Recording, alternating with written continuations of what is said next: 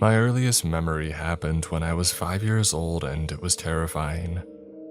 The sound of heavy footsteps woke me in the middle of the night, sometime around 3 a.m. I slipped out of bed thinking that my dad was getting a midnight snack from the fridge, maybe an ice cream cookie. As I crept downstairs, I heard a clicking sound and saw the shadow of a hulking man appear on the carpeted living room floor. Click. The shadow vanished into darkness. Click. The shadow reappeared. Click. It vanished again. "Dad?" I called out. No answer. "Dad?" It must be an intruder, I thought. I considered going back to bed, but my parents' room was downstairs and I really wanted to wake them. Maybe the intruder wouldn't see me if I walked super slow and quiet. When I got to the foot of the stairs, I felt a rush of relief. "Uncle Virgil!" My uncle had been staying with us for the Christmas holiday. He was a quiet, gentle man who always gave good presents. He stood by the front door in his silk pajamas, his body shrouded in shadow. "Uncle Virgil?" I asked. "What are you doing up?" My uncle didn't respond. He just stood by the front door, his back turned towards me. "Are you okay?" I asked, moving closer. Uncle Virgil still didn't turn around. Instead, he flicked the light switch. Click, filling the room with blinding brightness. Before I could ask him to turn it off, click, he flipped the switch again, plunging us back into darkness. I laughed nervously. "What are you doing?" I asked as I crept closer. Uncle Virgil kept flipping the light switch. The constant shift from bright to dark and back again was disorienting. I thought it might be some sort of trick. It made me angry. "Come on, this isn't funny. Stop it," I nearly shouted. Just before my uncle went to flip the light back on, I grabbed his arm. He finally turned around to face me and I saw his eyes. They were wide open but glazed and unfocused, like he really wasn't looking at anything. I jumped back in alarm. "Are you okay?" My uncle didn't look down at me. His eyes just stared ahead into emptiness. And then he spoke with a voice that I had never heard him use before. It was almost like a child's voice, even though he was a middle-aged man at the time. "The kaleidoscope man is coming," he said. "What?" A second later, my uncle grabbed my arms and screamed, his eyes still unfocused. "The kaleidoscope man! The kaleidoscope man!" He kept screaming this as tears rolled down his cheeks. By this point, my parents were up. They rushed into the living room and pulled us apart. "Virgil!" my father shouted. "Wake up!" He slapped his brother. Uncle Virgil's eyes finally focused on his surroundings. He blinked, looking around confused. His voice returned to normal as he said, What's everybody doing?" "You were doing it again," my father said, annoyed. "Oh, I'm so sorry," Uncle Virgil said, looking down at me. His eyes were soft and caring now. "I hope I didn't scare you, Nathan." I was scared shitless. And despite my fear, the whole experience eventually led to my profession. It turned out my uncle was sleepwalking and having a night terror. Virgil had been suffering from these sleep disorders for at least 10 years by then. Like every other time, he had no memory of the incident and no idea what the kaleidoscope man meant either. I asked my uncle about it later. "Oh, people who do this sometimes say weird things that don't make sense," Uncle Virgil told me. "It's just nonsense. It didn't mean anything." My uncle lived a hard life. Not long after this incident, he shot himself. I didn't find out the truth until years later. For the longest time, my parents told me that he had passed away in his sleep from a stroke.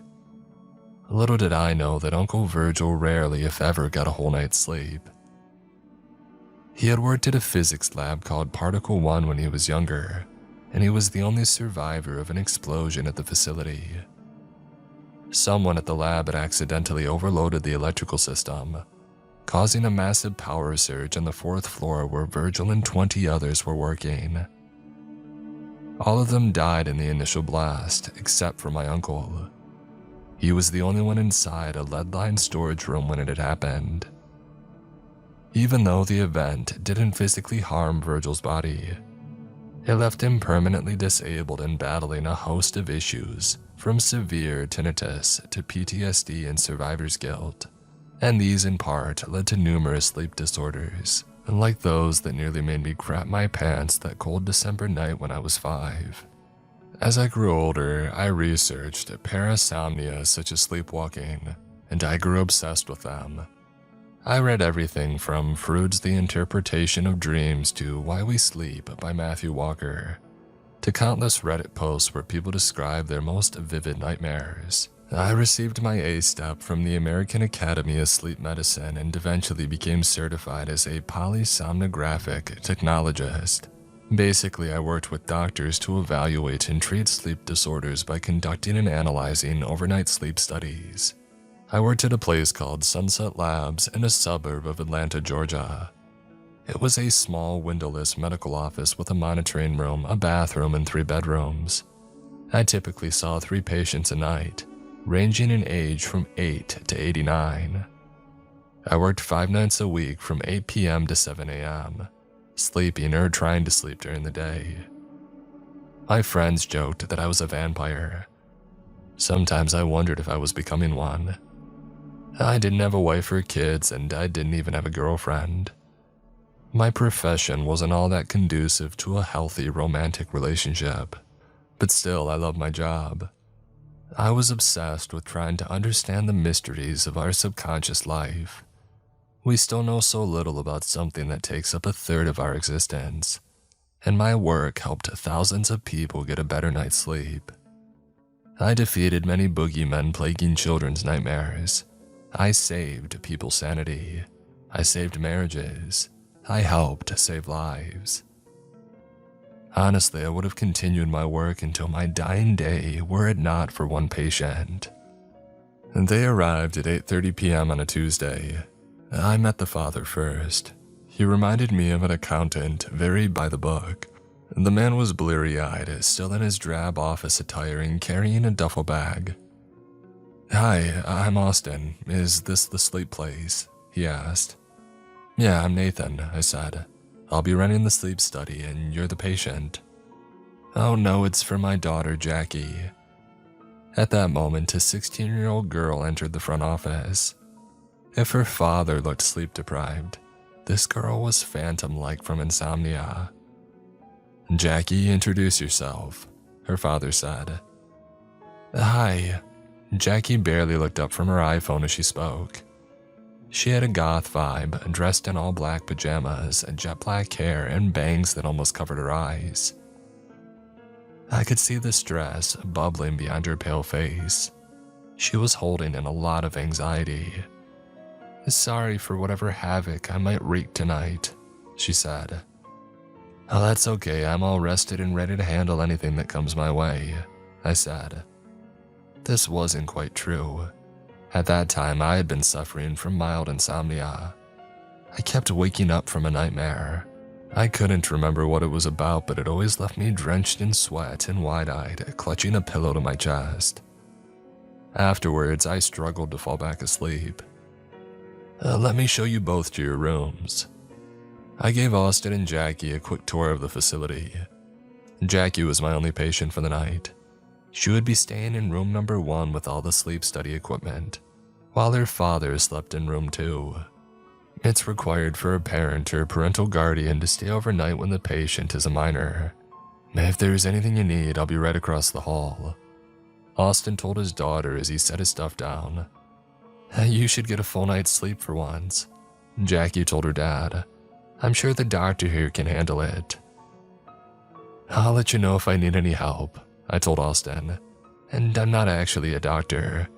I'm a polysomnographist." "A poly what?" I explained my job as I led Jackie into her room. I'm going to place a series of devices on you that will study you while you sleep.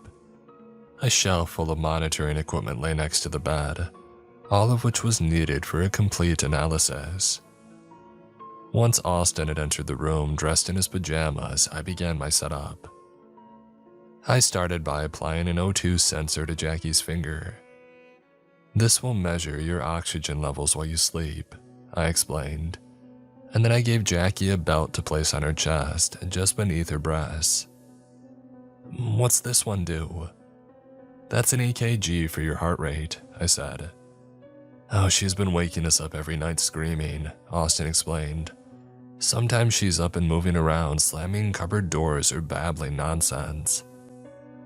Will these gadgets tell me what's wrong? Jackie asked. I can't diagnose your problem, I said. That's for your primary care physician. But these monitors, along with my analysis, will provide your full sleep architecture, so Dr. Richard can hopefully figure out what's going on. A sleep architecture. It's what we call the pattern and duration of different sleep stages throughout the night, I explained. My doc says that I have a lot of parasomnias, Jackie said. I used to sleep just fine.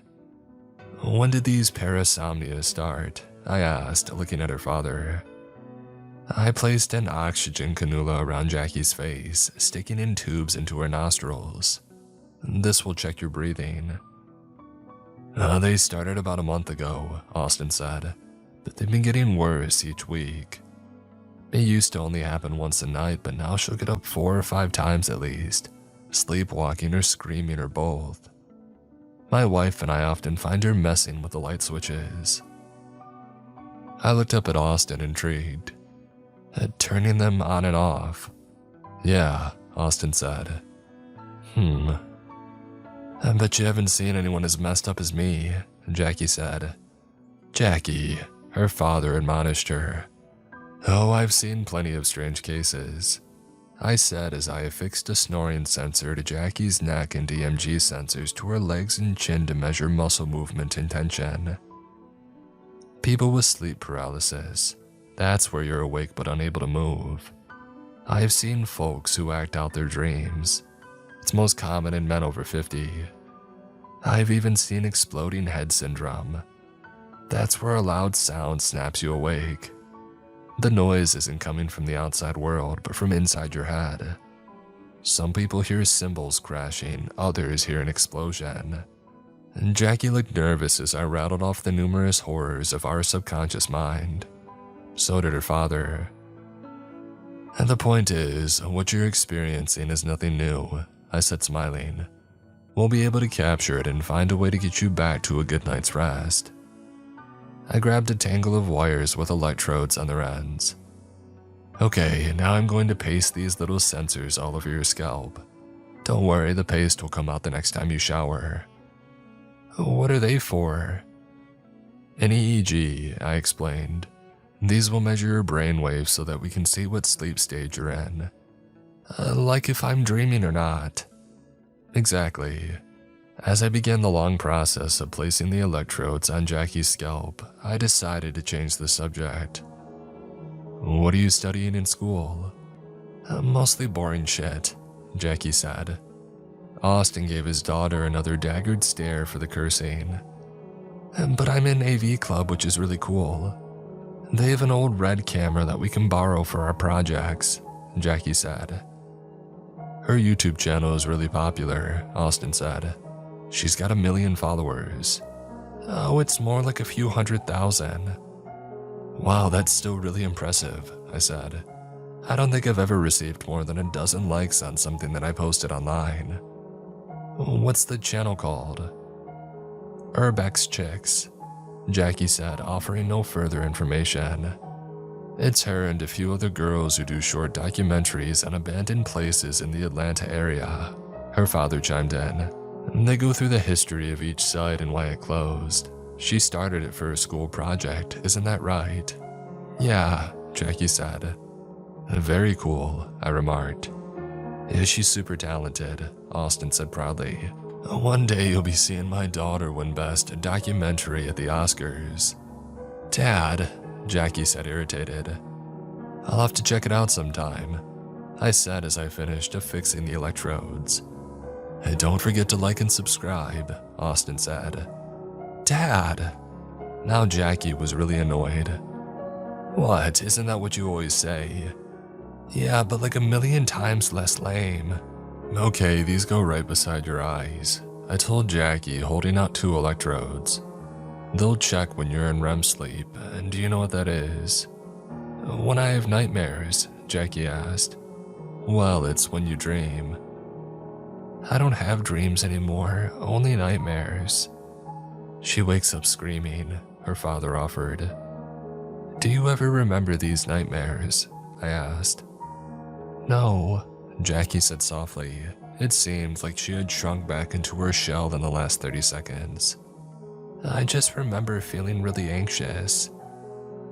Well, if you have any nightmares tonight, I'm going to come in and wake you up, I said, and I'll ask you what you were dreaming about, while it's still fresh in your mind. Maybe we'll be able to figure out what's giving you such a hard time. Okay, thanks. And one last thing. I pointed to a security camera high on the wall facing the bed. That camera is going to record you through the whole night, okay?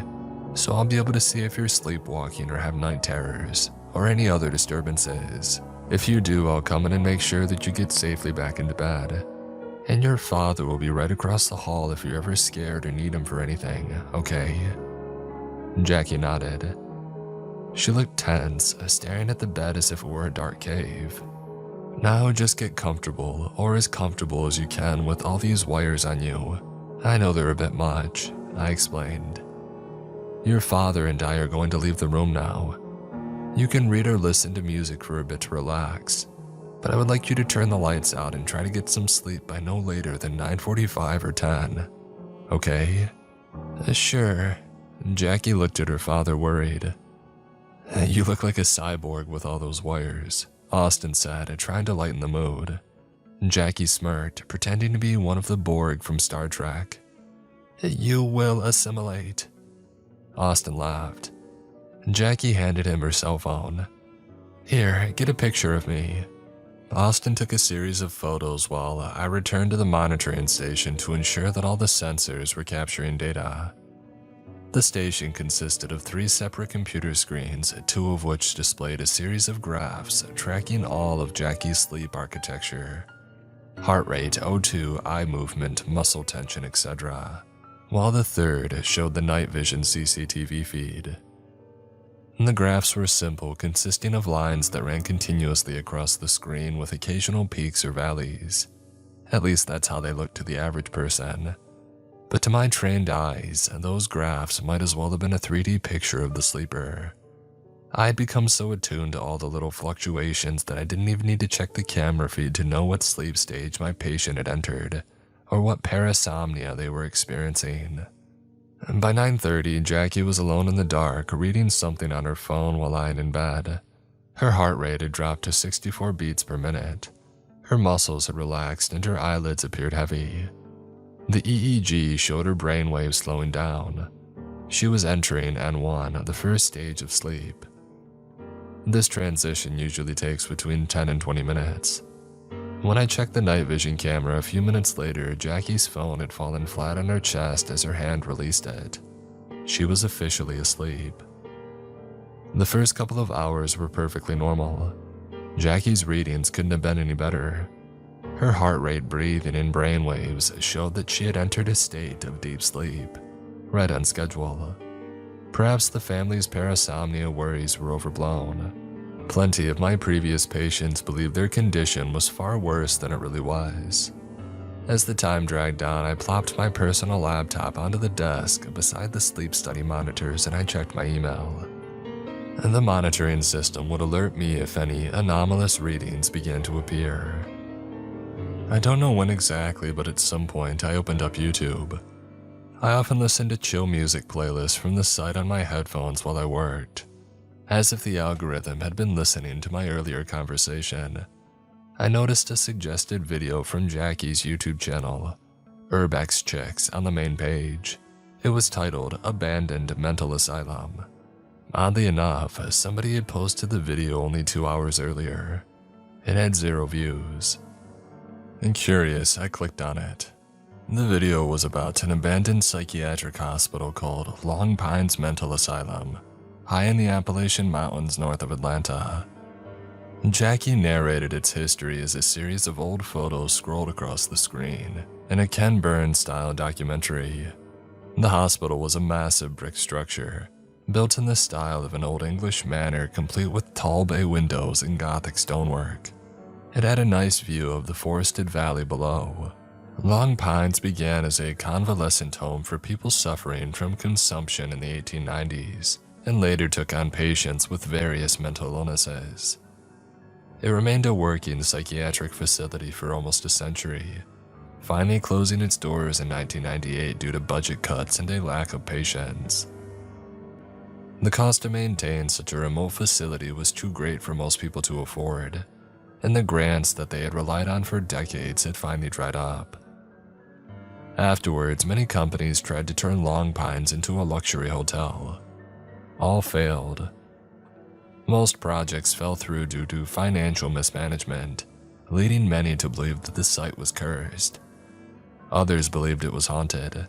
Some would-be developers complained about strange noises in the building, including a scraping sound within its crumbling walls, an errant scream from the basement, and the persistent feeling of being watched when inside its cavernous hallways. The Discovery Channel and the History Channel aired ghost hunting episodes dedicated to the Long Pines, and many YouTubers had also visited it. To date, no one has ever found any evidence of a true haunting, Jackie said in the video. From her narration, it was clear that she was a paranormal skeptic, and the supposed ghosts that people claimed to see were never even patients, much less died there. The second half of the video showed Jackie at Long Pines in the present day, while one of her high school friends filmed her. They visited the building in broad daylight, the sun shining brightly overhead, but even then the place exuded an eerie creepiness. "It's like a big sore on the mountain," the camera person said. "Makes my skin crawl just looking at it." "Oh, I know, it's wonderful," Jackie said. "Let's get some shots of me walking around it." The camera followed Jackie as she toured Long Pines' exterior. The asylum was a skeletal relic of its former self. All its doors and windows were boarded up, its roof half caved in, and thick green vines covered its brick walls like some kind of giant fungal infection. "It's weird," Jackie said, staring at the decaying structure. "This place, it feels familiar, almost like I've been here before." Uh-oh, is the famous skeptic having a haunted experience? Jackie laughed. "Hardly. Ooh." She stopped by the back entrance. "Look at that. Someone or something had pulled a few boards loose, exposing a dark passageway into the building. Zoom in there." Jackie pointed excitedly to the opening. The camera zoomed in but revealed nothing more than pitch blackness. "I'll give you $100 to film in there," Jackie said, "even if it's just for a few seconds." "Are you crazy?" her friend said. "I wouldn't do that for $1,000. Besides, they said we could only film the outside." "Okay, fine, give me the camera," Jackie said. "No, wait, what are you planning? Just give me it." Jackie snatched the camera and the view suddenly shifted. "If we want our videos to go viral, we have to be willing to take some risks."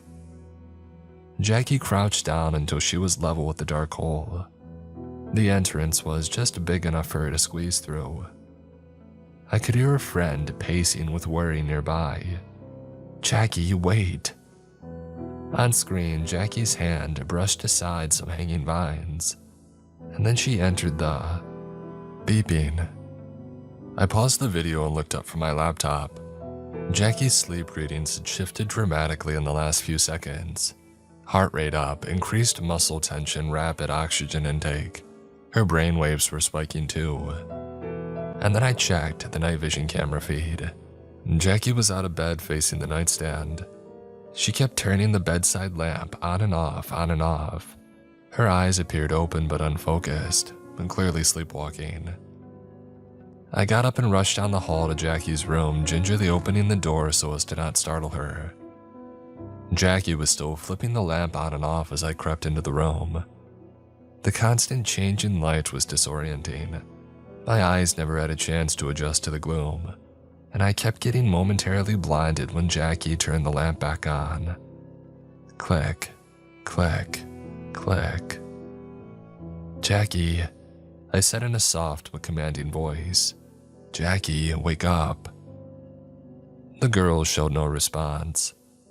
She stared at the wall blankly as she continued turning the lamp off and on. "Jackie," I walked towards her at a slow and measured pace. "Jackie, it's time to wake up." Still no response. Jackie's eyes never shifted and never found their focus. She didn't even blink. I was almost on top of her now. The lamplight was blinding. How was it not affecting her eyes? I wondered. You should always be gentle when waking a sleepwalker. You don't want to disorient or upset them. It could make the situation worse. "Jackie," I reached out my hand. "It's time to wake up." As soon as my fingertips brushed her shoulder, Jackie's eyes found me. There was something off about her stare, like she was staring through me rather than at me. "He's coming," she whispered, breathing heavily. "Who?" Jackie mumbled a response, too faint to decipher. I moved closer. "Who's coming?" "The kaleidoscope man! The kaleidoscope man!" I jumped back, nearly falling to the floor. Jackie kept screaming as Austin rushed into the bedroom, flipping on all the lights. "What's happening?" "She's having a night terror," I shouted over the screams. Austin and I grabbed a hold of Jackie's arms, trying to calm her down. "Jackie, Jackie, come back to us, honey." Seconds later, Jackie's screams ceased and her eyes shut. She coughed a bit, her voice was hoarse from all the shouting. "What?" Jackie looked up at her father and me, wiping tears from her cheeks. "Oh no, I did it again, didn't I?" "It's okay, honey," Austin said. "You're safe now, everything's okay." "Do you remember anything that just happened?" I asked. "No," Jackie said, confused. "What was I doing?" "You were flipping the lamp on and off again," I said. "And then when I tried to wake you, you mentioned something about a kaleidoscope man." "Kaleidoscope man?" "She's mentioned that before," Austin said. He looked at me worried. "Do you think it means anything?" "What? No, it's just the subconscious firing off random information. It's meaningless, a night terror vocalization." "Because you look kind of strange when she said that just now," Austin said. "I said what?" Sweat beaded on my forehead and my pulse quickened. "The thing about the kaleidoscope man. It's like you recognized it or something," Jackie said. Both of them were staring at me now. Do they know something that I don't? I wondered. Did I mention Uncle Virgil and his night terrors earlier? "It's just, I hadn't heard that one before," I said. It caught me off guard. Austin turned to his daughter. "You need to get back to sleep, honey." "Yeah, I know." Jackie looked worried. Austin and I helped her lie back down, adjusting the wires from the monitoring devices so that she'd be more comfortable in the bed. People who suffered from night terrors were usually worried about going back to sleep, especially children, but Jackie's level of fear was worse than any that I had ever seen before. "It'll be okay," I told her. "Your father and I are right here. We'll make sure that you don't accidentally hurt yourself." "It's not me that I'm worried about hurting," Jackie said. "What if I do something to someone else?" She looked up at her father. Austin choked back tears. I could tell this whole mess was killing him, being unable to help his baby girl. He stroked Jackie's hair. "You could never." "Can you stay here for a bit?" she asked. "It'll help me relax." "Sure." We stayed by the bed for another 10 minutes. I turned the lamplight low and barely illuminated the room, casting most of it in a deep purple shadow. We were quiet. Jackie lay on her side, breathing deeply while Austin held her hand. She finally started to relax. I noticed her jaw slacken and she was asleep again. Austin returned to his bedroom, while I turned off the lamp and went back to the monitoring station. Jackie's graphs were all normal when I arrived back at my desk, and they indicated that she would soon enter REM sleep at the time of dreaming. Her eyelid monitor was already spiking. Hopefully she wouldn't have any nightmares. Her night terror, like all night terrors, occurred during non-REM sleep at stage 4, the deepest and most restorative stage.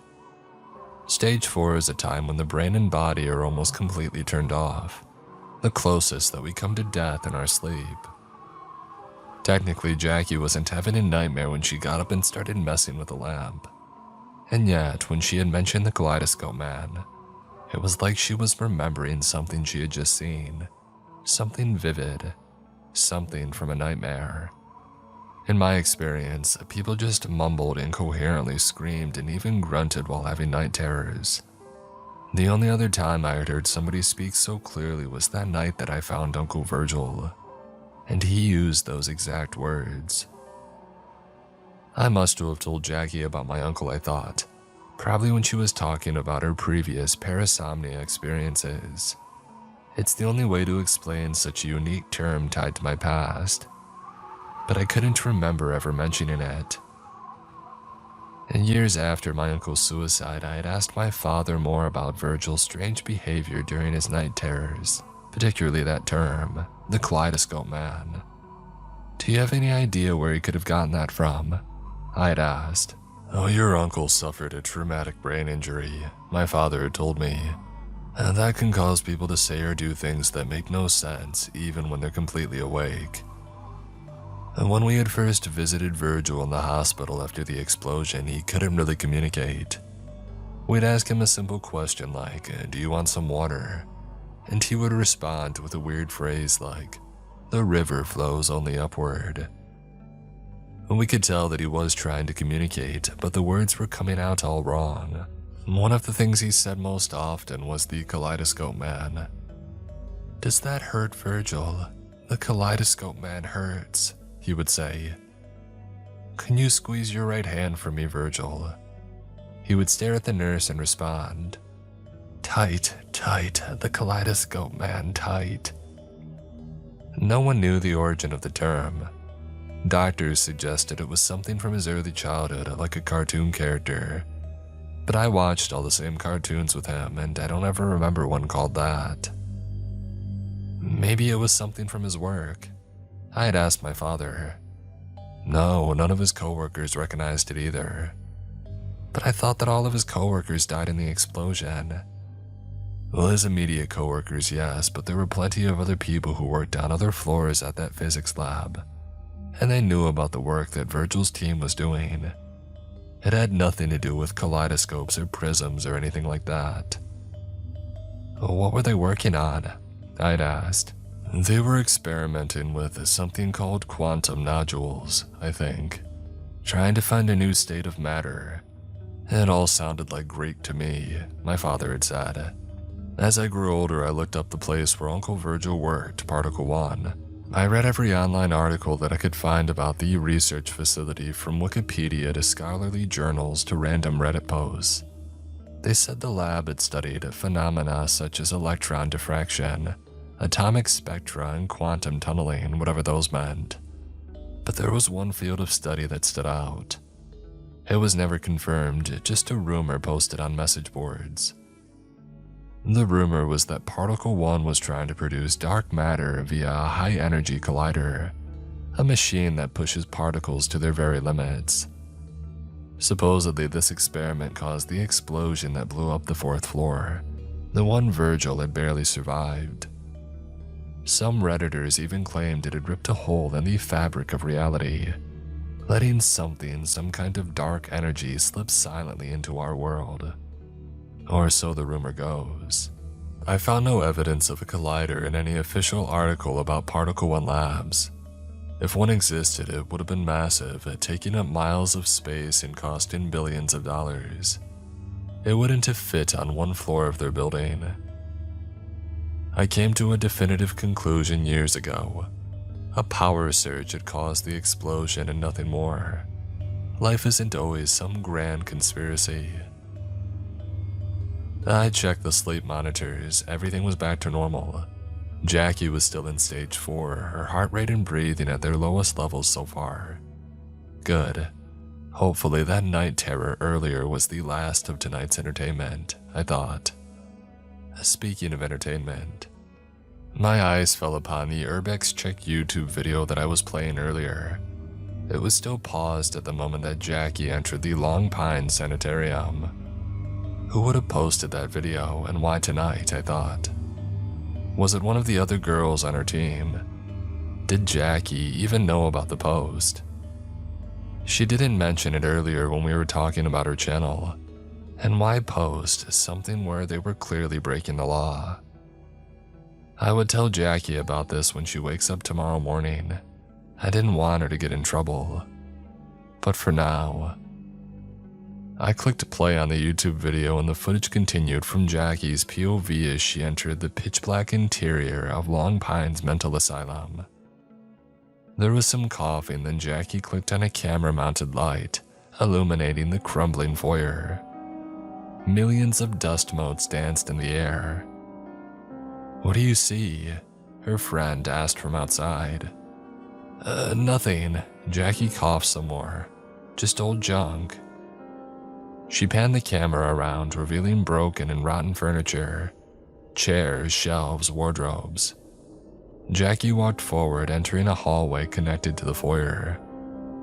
"Don't go too far." Her friend's voice was barely audible on the tape.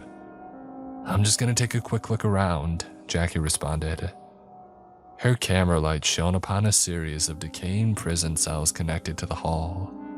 All of them were open. There was one room every dozen yards or so on the left side of the passageway. Most rooms were empty save for a rusty bed frame or a mildewed sheet. I could hear Jackie's breathing increase as she ventured down the hall. She sounded scared, but she kept going.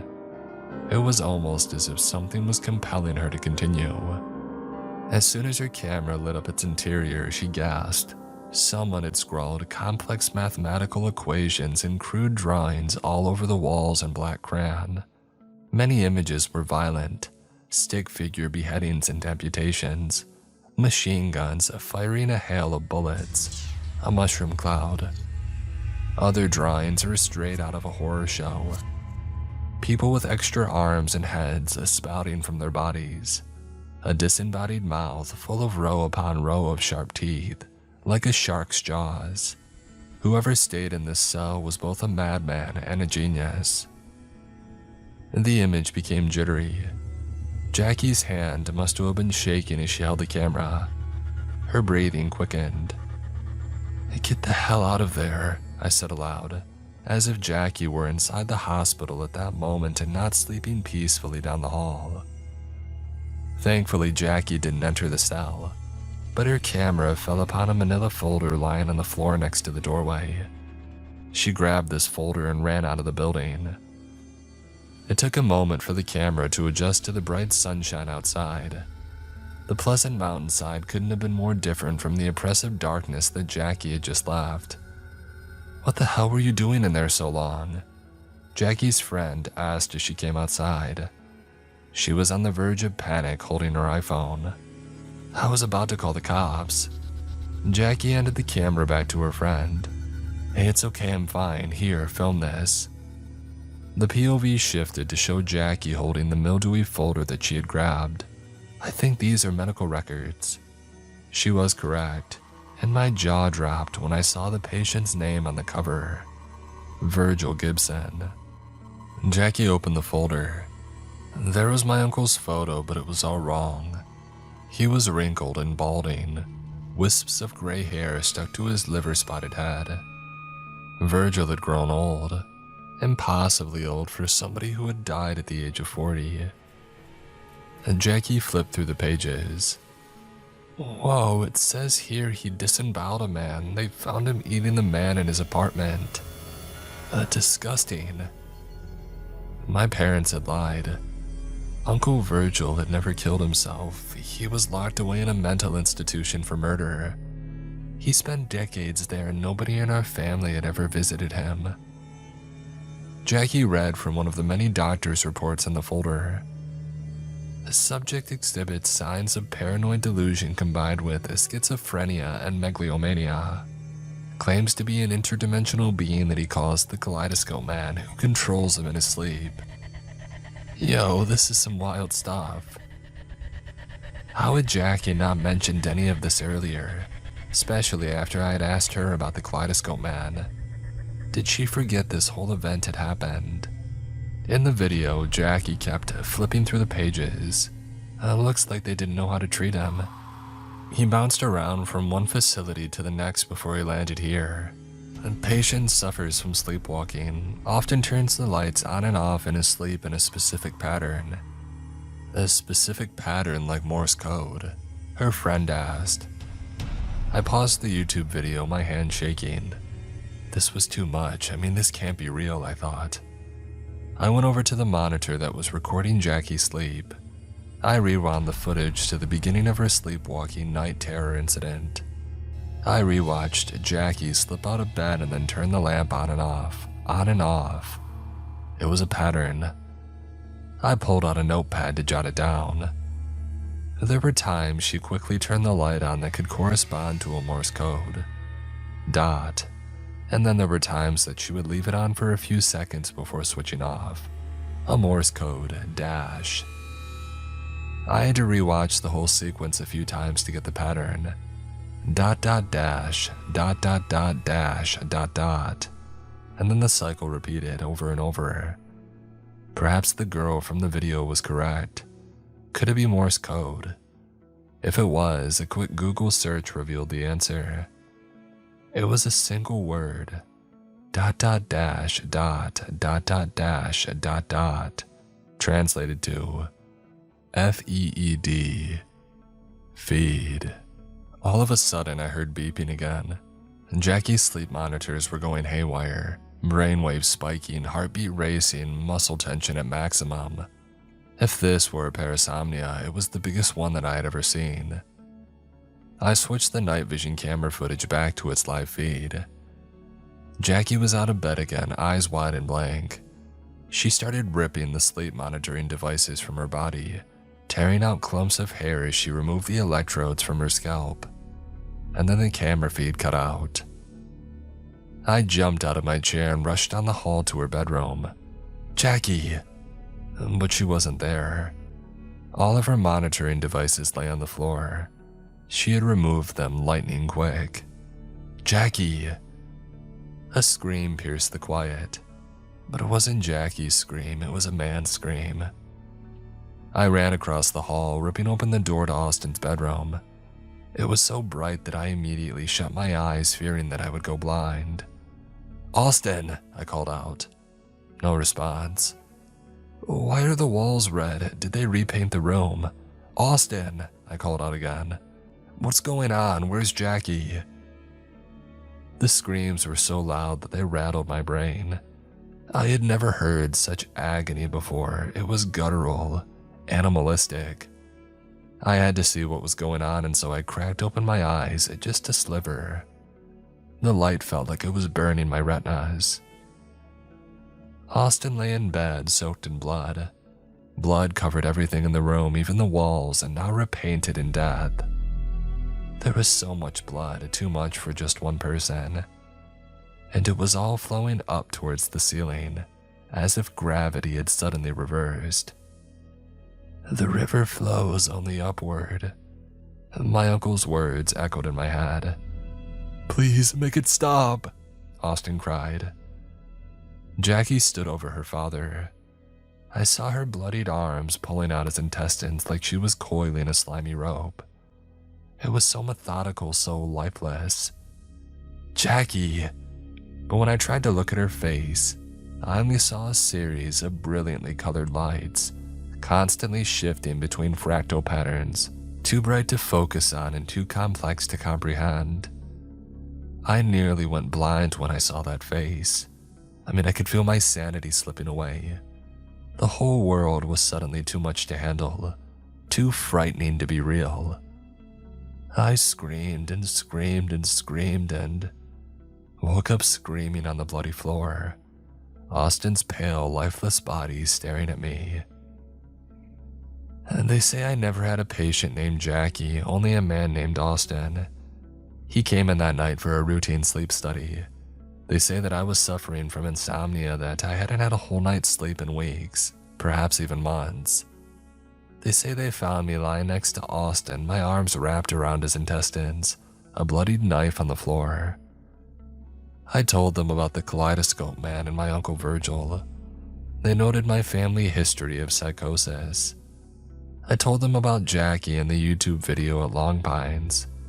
They reminded me that Jackie never existed and that I was now at Long Pines, just like my uncle.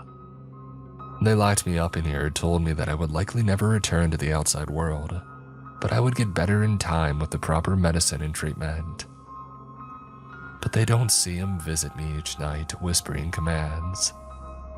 They lock me up in his cell, but they don't know all the doorways hidden in the dark corners of this world, and how many of them open when we sleep.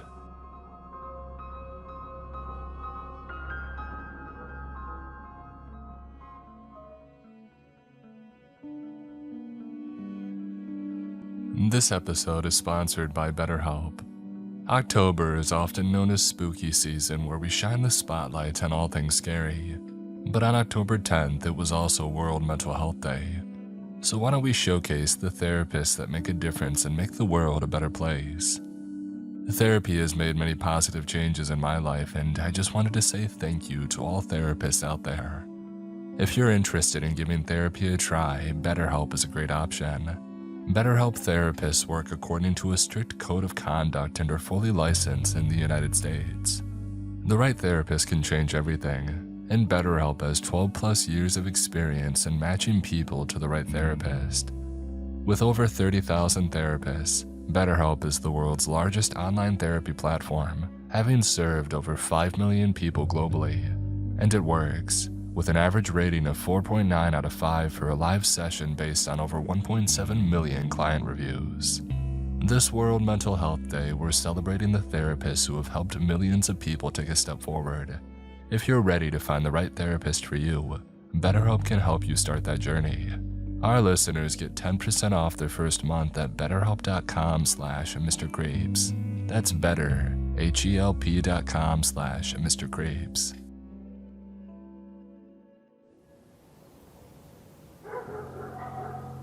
Look, I'm not gonna give you any real names because we did some pretty sketchy stuff out there in the desert. But you can call me Jay, and that's close enough for government work. You know what I mean? First thing you gotta understand about me is that I hate the heat. I hate it.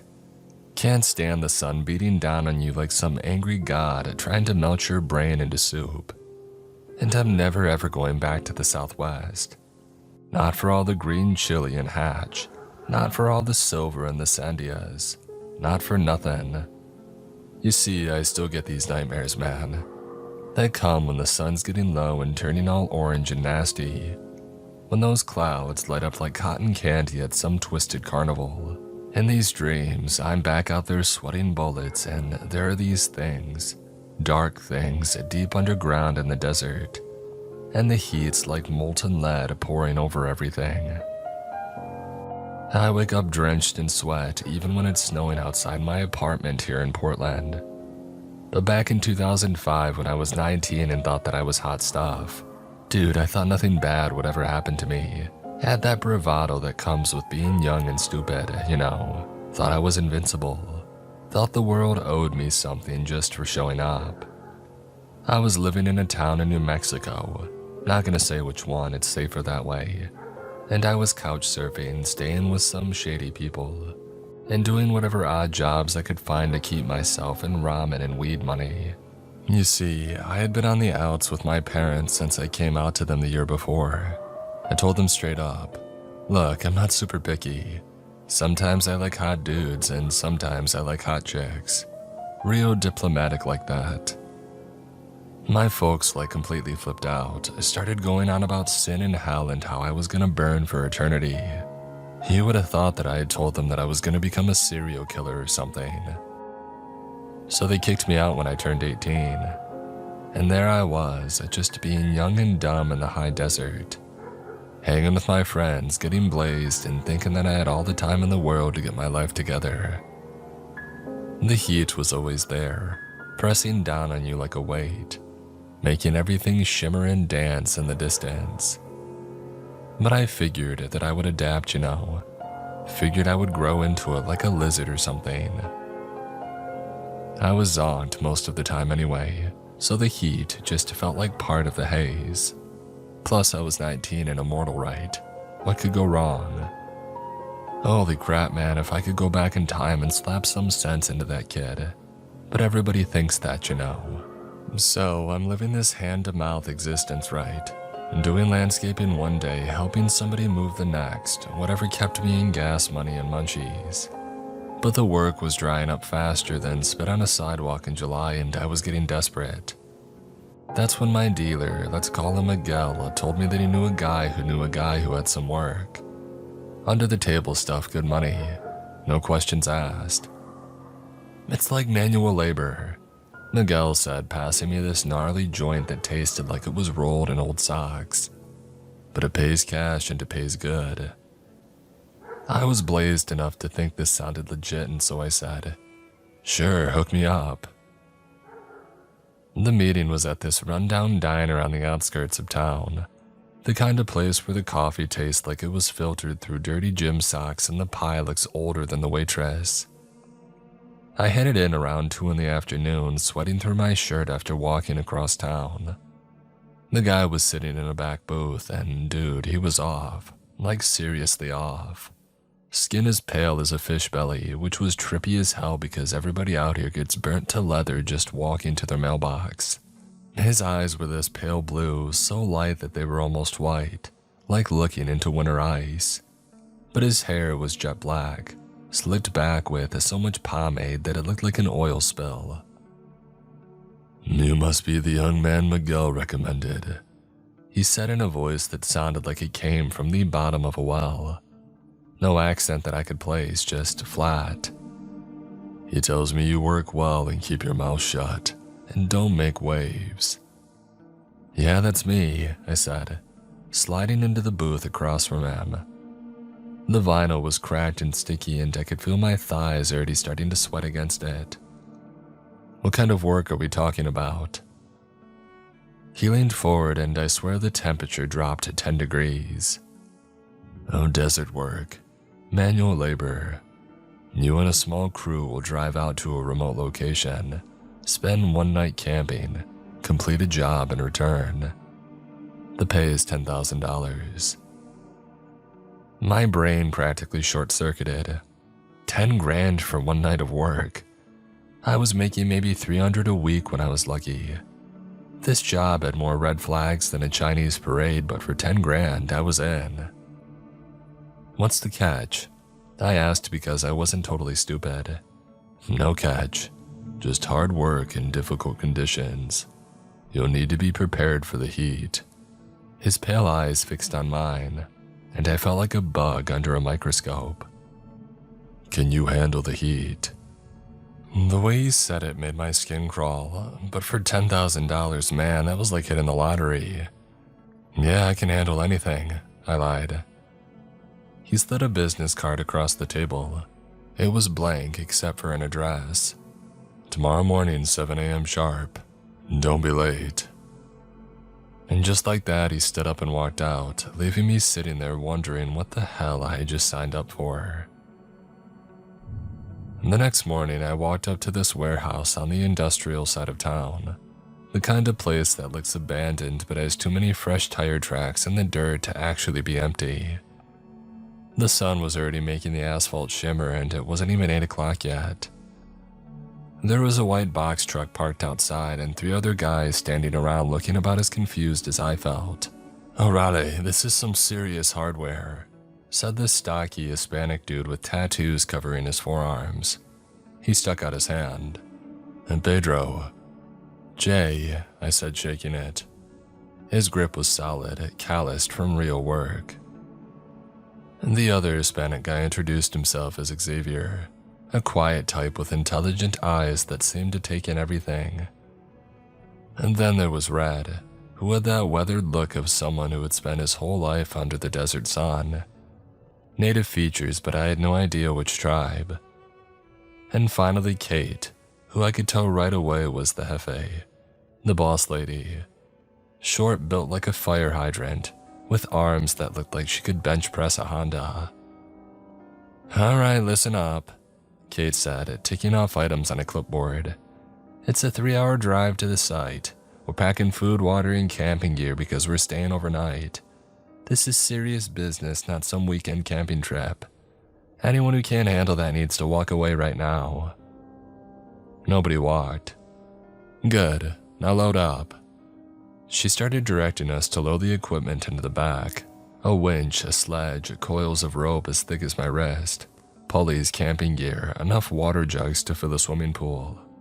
"Are we riding in the back of the truck too?" I asked. "No, in the stretch limo we're renting. Of course in the truck, this isn't a pleasure cruise," she replied curtly. The drive was brutal, man. Kate drove while the rest of us sweated in the back like sardines in a can. No AC, just the tiny hatch from the front propped open, hot air blowing through like a hairdryer set to hell. I kept chugging water and watching the landscape get more and more alien as we headed further from civilization. Every so often, Kate would pick up the CB radio and say something in code. "Blue jay to eagle's nest, checking in," or "cactus flowers clear." Always got a response in the same cryptic BS. It made my paranoid stoner brain start spinning all kinds of theories about what we were really doing out here. "Where exactly are we going?" I asked Pedro, who was sitting across from me, mopping sweat off his forehead with a bandana. "Way out near the lava fields," he said, "near the Malpais. You know, there are dead volcanoes out there on the border. I didn't know that either until today."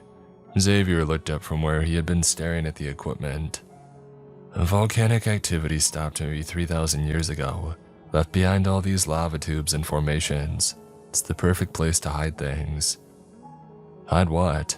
I asked, but he shrugged. Red spoke up for the first time, his voice quiet and gravelly. "People get killed on digs like this. The money talks louder than common sense." That should have been my first real warning, but I was 19 and stupid and already counting my 10 grand in my head. The heat was making me dizzy and I just wanted to get wherever we were going, so that I could get out of that rolling oven and into some shade. We pulled up to the site around 10 in the morning and I have to say, it was like landing on Mars. Nothing but black volcanic rock stretching to the horizon, twisted into weird shapes by ancient fires. The heat hit us like a physical thing when we opened the truck doors, and I immediately started sweating harder than I ever had in my life. "Set up camp in the shade of that outcropping," Kate ordered, pointing to some rocks that cast maybe 6 feet of shadow. "And drink water constantly. I don't want anybody dropping from heat stroke." I started joking around with Pedro and Xavier, trying to lighten the mood, but Kate shut that down fast. "Stow that junk and stay focused," she snapped. "This is serious business. People have died out here for being careless." Something in her tone made my blood run cold despite the heat. This wasn't just about moving some rocks or digging holes. This was something else entirely. And I was about to find out what. After we set up camp, and I use that term loosely because it was basically just throwing our sleeping bags in the only patch of shade that we could find, Kate gathered around and started handing out gear. Heavy work gloves, headlamps, and more water bottles. "We're going about 200 yards that way," she said, pointing toward what looked like absolutely nothing. Just more twisted black rock under the merciless sun. "There's a hidden canyon in the lava fields. You'd walk right past it and never see it if you didn't know it was there." She was right.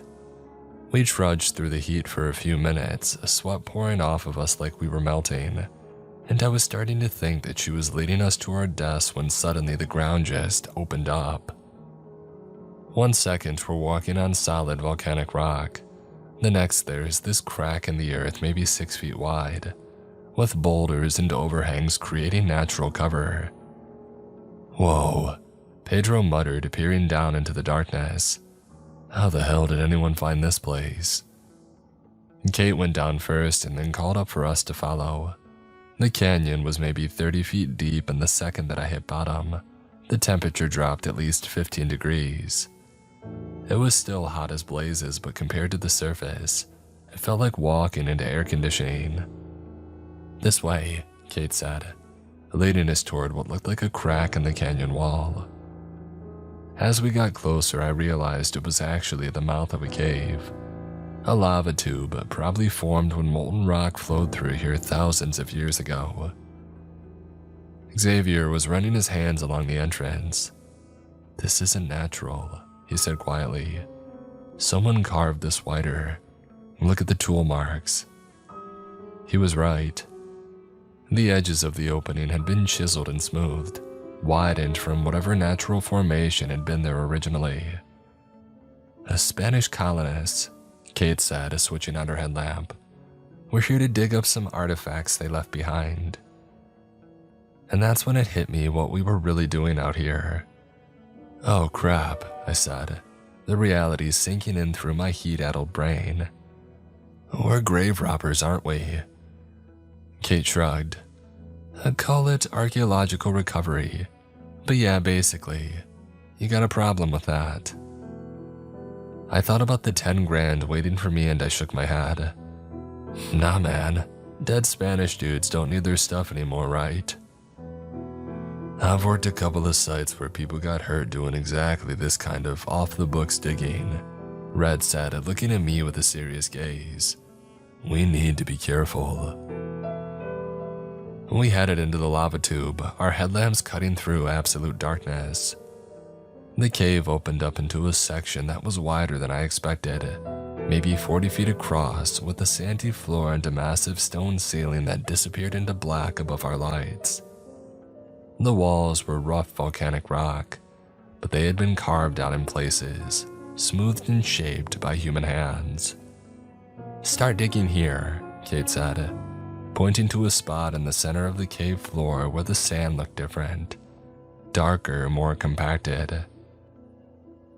We dug for 2 hours in that sweltering underground oven, taking turns with the shovels and chugging water like our lives depended on it, which looking back they probably did. Pedro was the first to hit something solid.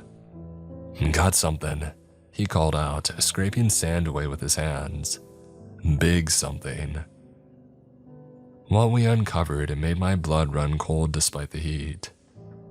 It was a sarcophagus, stone, about 6 feet long, 2 feet wide, a foot or so deep.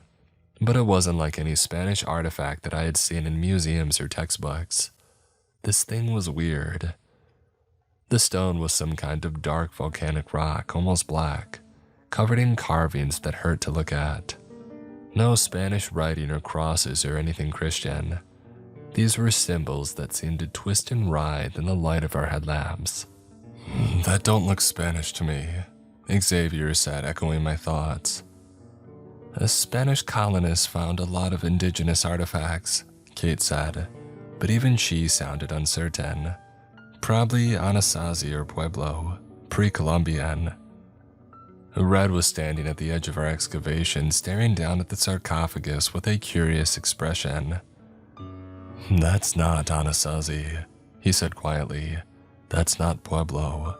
That's not anything from any tribe I know." The thing felt wrong in every possible way. Despite being buried in sand in a cave where the temperature had to be pushing 90 degrees, the stone was cold to the touch, as if it had been sitting in a freezer, and it was heavy. We had barely uncovered half of it, and already I could tell this thing weighed a ton. "How are we supposed to move this?" I asked, wiping sweat out of my eyes. "It's gotta weigh like 2,000 pounds. "Well, that's what the winch is for," Kate said. "We rigged pulleys to the ceiling, used the truck as an anchor point outside. It's gonna take all 5 of us and most of the afternoon, but we can do it. Pedro was running his hands over the carved symbols, frowning. These markings, they're not worn down like you would expect from something that old. It's like they were carved yesterday. Maybe because it's so dry, Xavier said, but he didn't sound convinced. I was about to say something else when Red spoke up again, his voice barely above a whisper. We shouldn't be doing this. This is federal jurisdiction, FBI level stuff. My brother-in-law got 2 years for it. Too late for second thoughts, Kate said firmly. We've got a job to do. But as we rigged the pulleys and prepared for the long haul of dragging that cursed thing out of its resting place, I couldn't shake the feeling that Red was right. The sarcophagus seemed to radiate a strange sense of dread, like it was sucking the life out of the air around it. And the symbols, God, those symbols. Even now, 20 years later, I can still see them when I close my eyes. They seemed to move in my peripheral vision, shifting and changing when I wasn't looking directly at them. We should have listened to Red. We should have filled that hole back in and walked away. But we didn't. And what happened next, well, that's when things really went to hell. It took us until sunset to get that cursed thing out of the cave and drag it to our campsite. Even with the truck and the winch, even with the pulleys and the sledge, even with all 5 of us working in shifts, it was absolutely brutal work. The sarcophagus fought us every inch of the way like it wanted to stay buried. The ropes kept slipping, the pulleys jammed, and twice we had to re-rig the whole system when anchor points failed. By the time that we had it pulled to camp and covered with a heavy canvas tarp, we were all dead on our feet. The sun was setting behind the volcanic peaks, painting the sky the color of dried blood, and the temperature was finally starting to drop from a surface of mercury to just inside an oven. Tomorrow we'll drag this up the ramps into the truck and get the hell out of here, Kate said, cracking open a warm beer from the cooler. Even she looked wiped out, her usual fire hydrant intensity dimmed by exhaustion and heat. Pedro was already working on getting a fire started, stacking mesquite branches in a ring of volcanic rocks. Man, I can't wait to get back to civilization, he said, striking a match. First thing I'm gonna do is find the biggest, coldest swimming pool and just live in it for a week. What are you gonna do with your cut, Jay? Xavier asked, settling down in a sleeping bag and pulling off his work boots. His feet were pale and wrinkled with sweat. I was chugging like my 12th bottle of water of the day, trying to replace what felt like half my body weight in lost fluids. Dude, I'm gonna get an apartment with an air conditioner the size of a Buick and never leave. Maybe get a little refrigerator just for beer. Live like a king in climate-controlled comfort. 10 grand goes fast, Red said quietly. He had been even more withdrawn since we had uncovered the sarcophagus, sitting apart from the group and staring at that tarp, covered shape like it might sprout legs and walk away. I hope it's worth pissing off the feds. Come on, hermano, Pedro said, getting the fire going properly. The flames cast dancing shadows across the black volcanic rock. This is easy money. Kate was digging through the food supplies, pulling out cans of beans and packages of hot dogs. Red, what are you going to use the money for? I'm behind on my truck payments and I need to keep working, plus my kids' meds. But he didn't continue, just sat there watching the fire. You know what I'm gonna do, Xavier said, accepting a beer from Kate. I'm gonna take my girl Maria to Vegas, get a nice hotel room with a view, eat at those fancy buffets, and maybe try my luck at the tables. She's been wanting to go forever. Vegas in the summer. Pedro laughed, stabbing hot dogs with a stick to roast them over the fire. That's like trading one oven for another. Yeah, but Vegas has casinos with AC that you could hang meat in, and pools and room service. Xavier grinned. Besides, Maria looks good in a bikini. Even Kate cracked a smile at that. The mood was lighter as the sun went down and the oppressive heat finally started to ease up. The beans were bubbling in a pot over the fire, mixing with the smell of roasting hot dogs and mesquite smoke. After the brutal day we had had, it felt almost normal, like we were just a bunch of friends camping in the desert instead of grave robbers who had just dug up something that made my skin crawl. "What about you?" I asked Kate. "What's the boss lady gonna do with her cut?" She was quiet for a moment, stirring the beans with a long-handled spoon. Pay off some debt. Maybe take a real vacation somewhere with trees and actual grass. Haven't seen green in so long I'm starting to forget what it looks like." "Where'd you grow up?" Pedro asked, handing around the roasted hot dogs. "Michigan, near the lakes. Used to swim in water so clear and cold that it would shock your system." She got a distant look in her eyes. "Sometimes I dream about diving into that water, feeling it close over my head and washing all this desert dust away." "So why'd you come out here to hell's front porch?" I asked, biting into my hot dog. Even camp food tasted good when you were this tired and hungry. Same reason we all did, probably. Running from something, looking for something else. "Desert's a good place to disappear if you need to," she said. Red joined the conversation, accepting a plate of beans and hot dogs. "I need this money. Things are tight. I have a family. They're all waiting." "Waiting for what?" Xavier asked. "Waiting for me to get my crap together." He chuckled, the first bit of warmth that I had heard in his voice. The food was warm, the fire was crackling, and the temperature had dropped to something almost comfortable. The stars were coming out in the clear desert sky, more stars than you ever see in town, stretching from horizon to horizon. "You know what?" Kate said, leaning back against her pack and looking more relaxed than I had seen her all day. "Maybe Red's right to be cautious, but we did good work today. That thing's been sitting down there for who knows how long, and we got it out clean. No cave-ins, no injuries, no major problems. Tomorrow we load it up and drive back to civilization, and we all walk away 10 grand richer." "I'll drink to that," Pedro said, raising his beer. We all clinked bottles and cans, even Red, though he still kept glancing at the tarp. The fire popped and crackled, sending sparks up into the desert night, and for a while there it felt like maybe everything was going to be okay. Maybe we had actually pulled this off. Maybe Red was just being paranoid. Maybe those symbols on the sarcophagus were just some old indigenous art that meant nothing more than, "Here lies so-and-so, may he rest in peace." Man, we were so wrong it wasn't even funny. I woke up at around 3 in the morning, and the first thing I noticed was the smell. Not a normal desert smell like smoke or dust. This was different. Unnatural, like chemicals mixed with vomit. The second thing that I noticed was the light.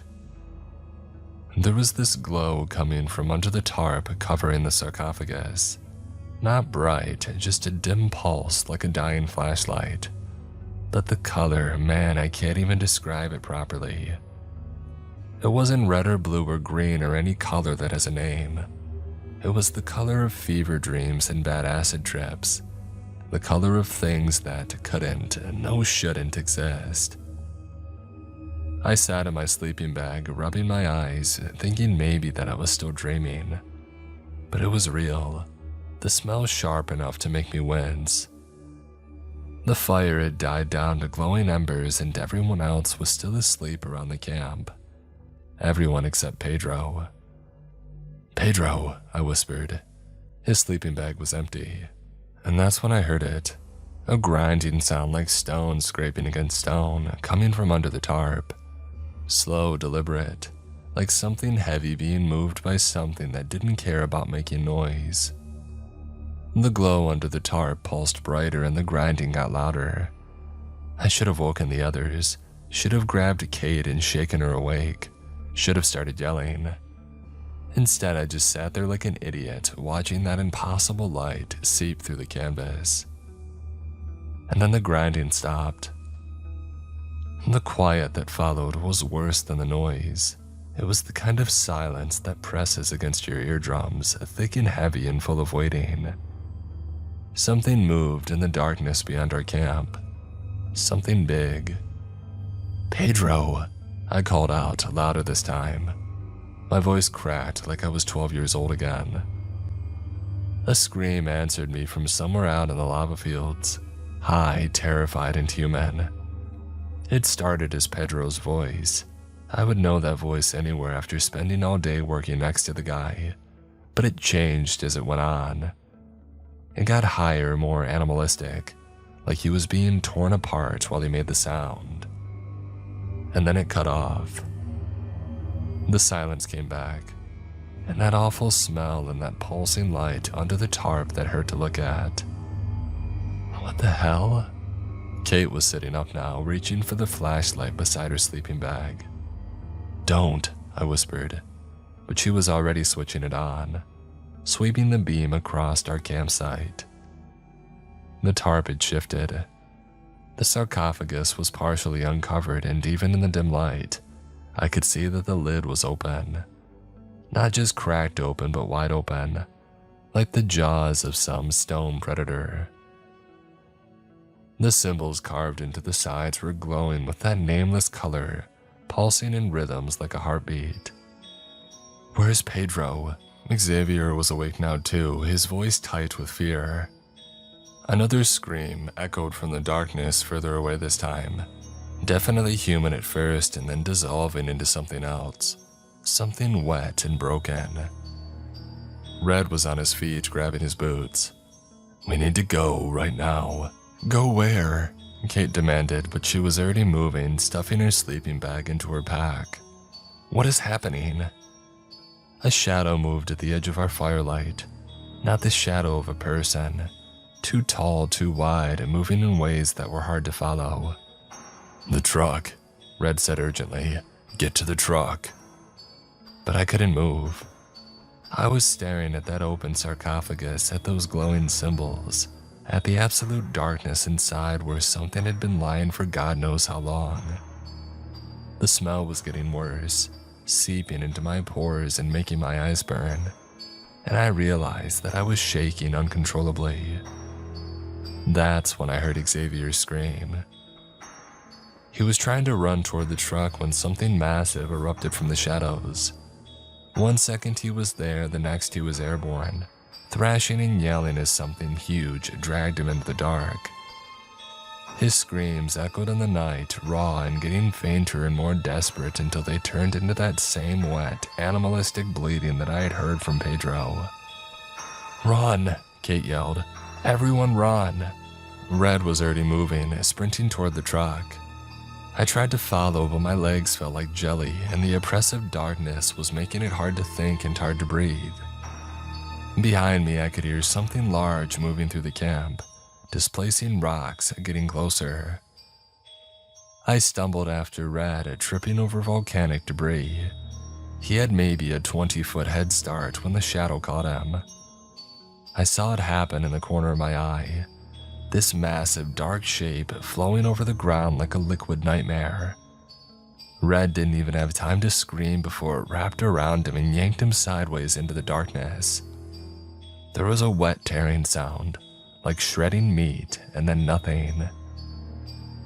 That got me moving faster than I had ever moved in my life. I reached the truck just as Kate came running up from the other direction, her face a mask of terror in the starlight. She had the keys.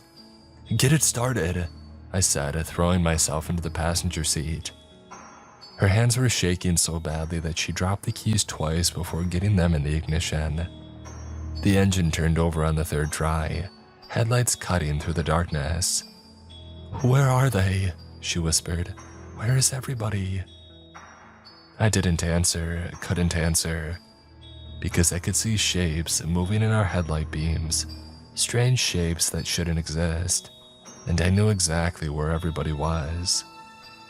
"Go," I hissed. Kate put the truck in gear and started to drive, but we only made it about 50 yards before something slammed into the driver's side with enough force to tip us over. Then the truck slid, metal screaming against volcanic rock, before coming to a rest on its side. My head cracked against the passenger window, and for a few seconds, everything went sparkly and dark. When my vision cleared, Kate was hanging in her seatbelt, blood streaming from a gash on her forehead. The windshield was spiderwebbed with cracks, and something was moving outside. "Jay," she whispered, "help me get out of the seatbelt." I tried to reach up, but my left arm wasn't working right, probably broken. Through the cracked windshield, I could see massive shadows circling the truck, patient and deliberate. And that's when the driver's side window exploded inward. Something dark and impossibly strong reached in from above through the broken glass and grabbed Kate by the shoulders.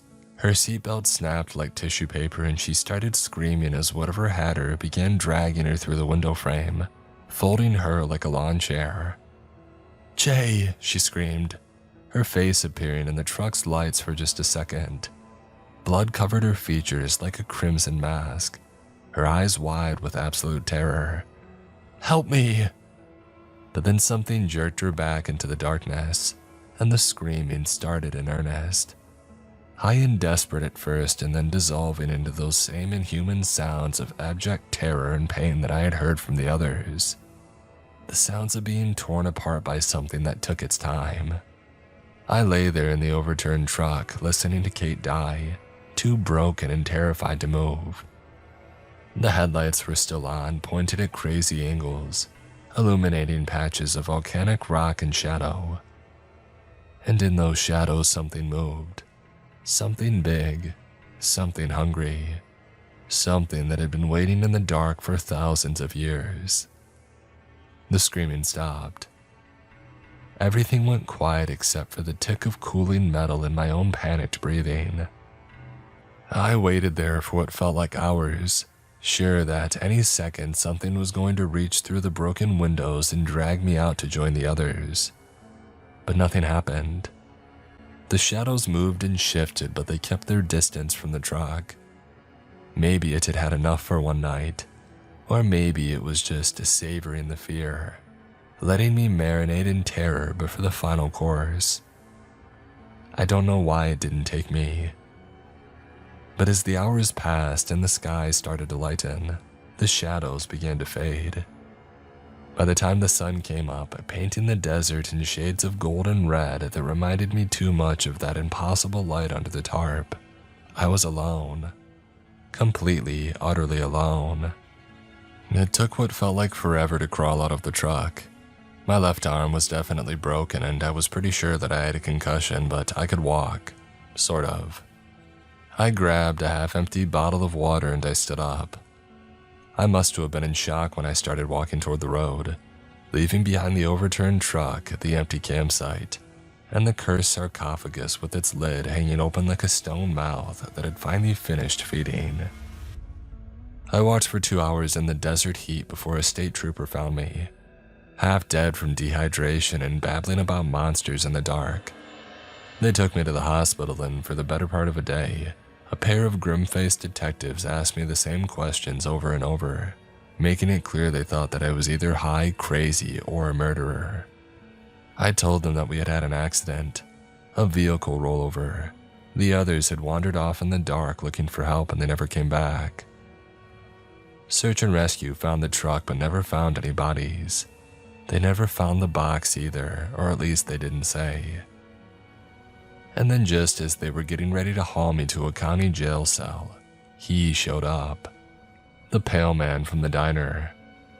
He walked into my hospital room wearing a crisp black suit in defiance of the desert heat. He didn't say a word to me, instead pulling the lead detective into the hallway. I saw him quietly show the detective some kind of identification in a leather wallet. The cop who had been ready to charge me with 4 homicides just went pale himself and nodded. A minute later, the detective came back in and told me that I was free to go and that my story of a tragic camping accident had been corroborated. He couldn't get out of the room fast enough. The pale man stepped in as the cops left, his icy blue eyes fixing on me. He tossed a roll of cash on the bed. "500 for your time," he said, voice like gravel scraped from the bottom of a well. "The job wasn't completed." "Completed?" I croaked, trying to sit up. "They're dead, they're all dead. What the hell was in that box?" He didn't blink. Risk was part of the deal. He thought 10 grand was for a camping trip. My mouth was dry, throat raw. "What was it? Who are you? What is this?" His expression darkened. "Too many questions." He took a step toward the door. "I've got a mess to clean up," he said, quieter now, almost to himself. "And you don't want any of it landing on you." I stared at him. I was broken, confused, terrified. He paused, hand on the knob, and for the briefest second, something like pity flickered across his face. "Take the money, leave town, don't look back. Find somewhere to go, kid. Don't think too much." And then he was gone, leaving nothing but the antiseptic stink of the hospital and the weight of everything he didn't say. I used the money to buy a Greyhound ticket to Portland, as far from the desert as I could afford to get. I never got my 10 grand, but I got something else. The knowledge that there are things in the dark places of this world that make death look like a mercy. And sometimes when the sun is setting low and orange and those clouds are lit up like cotton candy, I still have the dreams. Dreams about symbols that glow with colors that don't exist, about blood-covered faces in the dark, and about the sounds that people made when something ancient and hungry takes them. Survivor's guilt stays with you. I never went back to New Mexico, never will. It's a hard lesson to learn, but some jobs don't pay enough, no matter what the money looks like up front, and some things should definitely stay buried.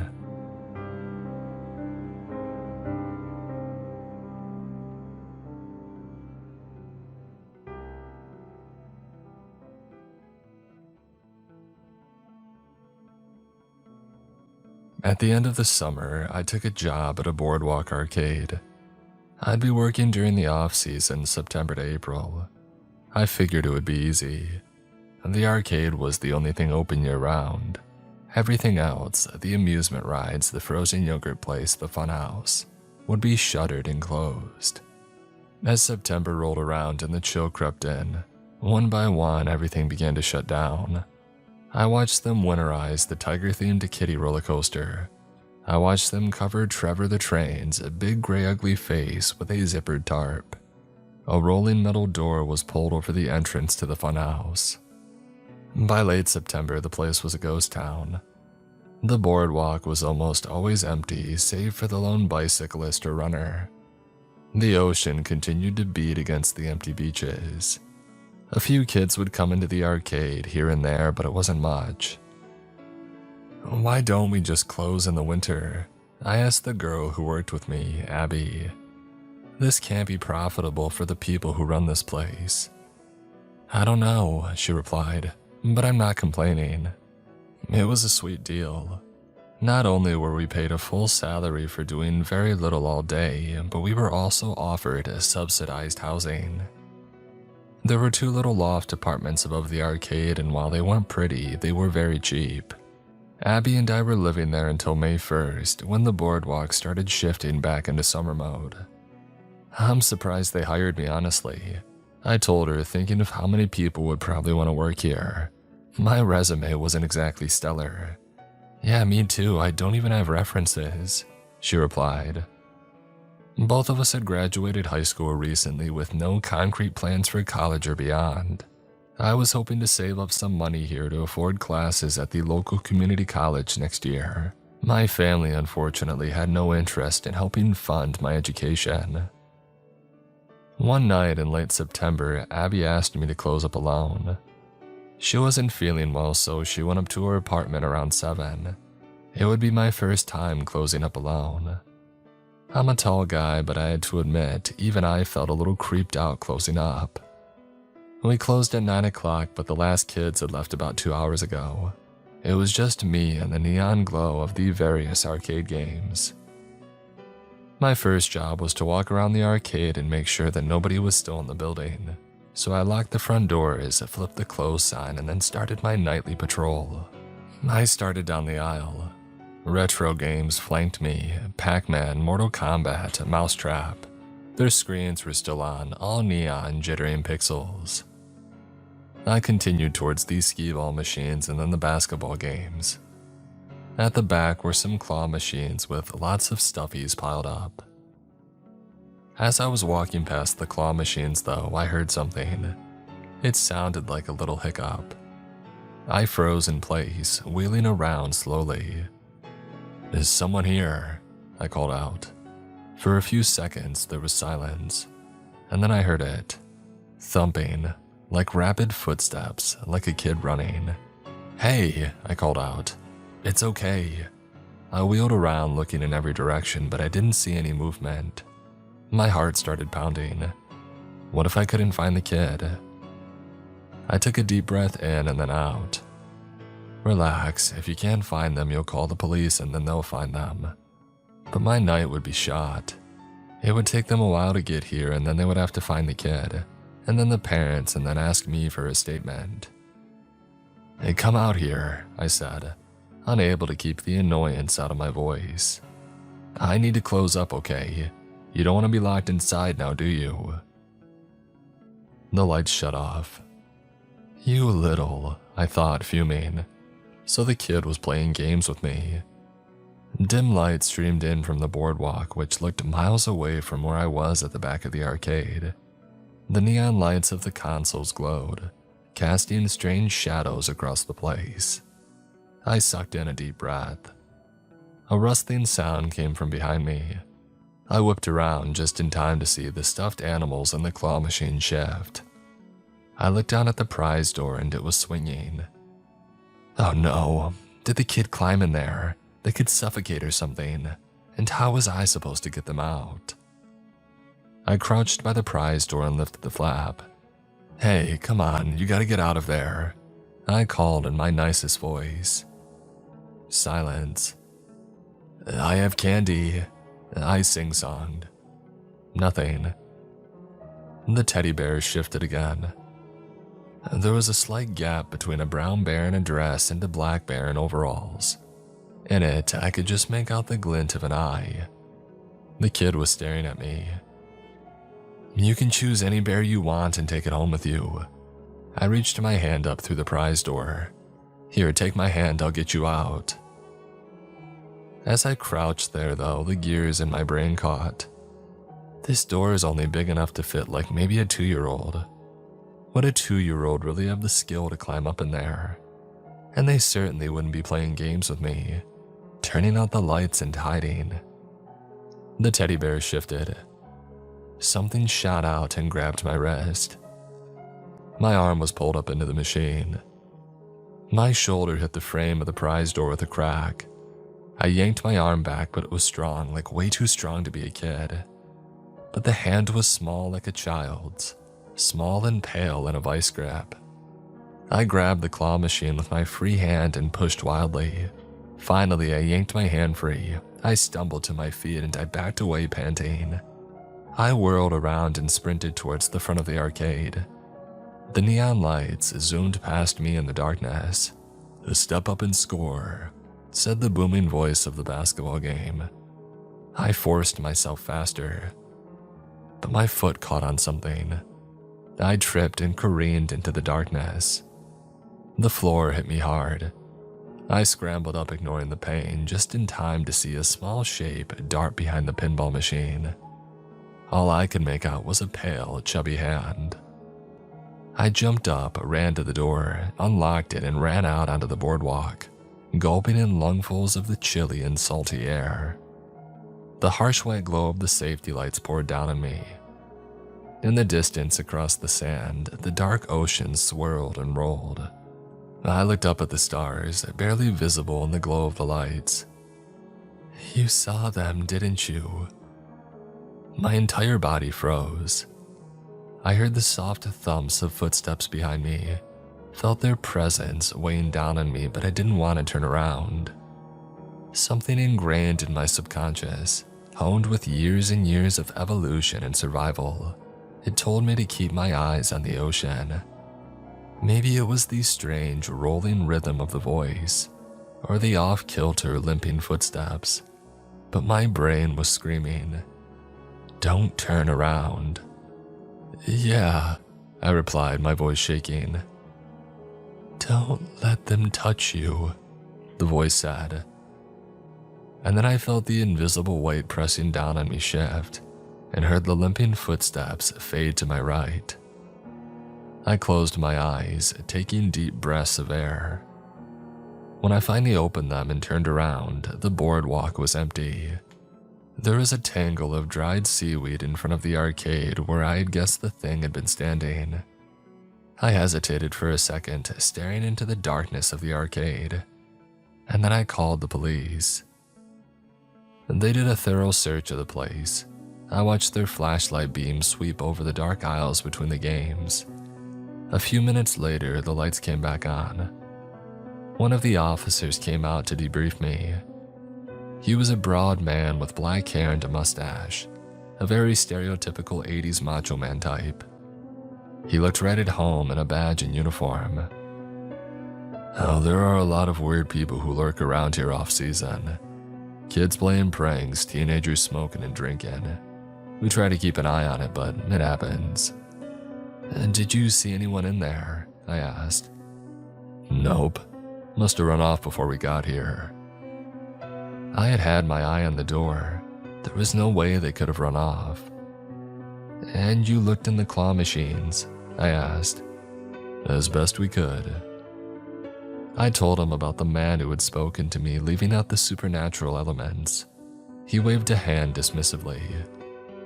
"Oh, I've heard about some old guy who likes to say weird stuff to people. I wouldn't think much of it." He made it seem commonplace. In fact, the more questions I asked, the more annoyed he seemed, until he cut me off and said that he had to respond to another call. I ran into the arcade, up the stairs, and I locked myself in my apartment. I promised myself that I would never close up alone again. For the next week or two, everything went fine, until I heard some sounds coming from the amusement ride area. All of the rides, the kiddie roller coaster, the tilt-a-whirl, had been winterized and covered with tarps. The metal fencing around the area had been locked. But as I walked by, I heard a soft tapping sound from inside. I figured it was an animal, but as I glanced in, I saw the tarp covering Trevor the Train move, as if something were underneath it. "Oh, come on, another kid." I squinted. There was definitely something moving under the tarp. Not my problem, I thought, backing away. If an animal had gotten in there, that was their problem. I was only hired to watch the arcade. As I watched, though, the movement stopped, and then something dark began to drip out from under the tarp. I watched in utter horror as what appeared to be blood dripped out. It was right under where the face would be. I pictured the gray, demented-looking train face chomping down on some poor animal. I called the police, again. This time, they seemed really annoyed. One of the officers was the same one who had checked out the arcade, Mr. Macho. The other was a skinny, younger partner who scowled in disgust when he peeked under the tarp. "Oh, it's a seagull. Poor thing got trapped." At that, Mr. Macho crossed his arms and scowled at me. "You can't keep calling us out here." I really thought that somebody was in danger both times. "You're wasting our time." And with that, he turned on his heel and started back towards the car. But then the other officer approached me.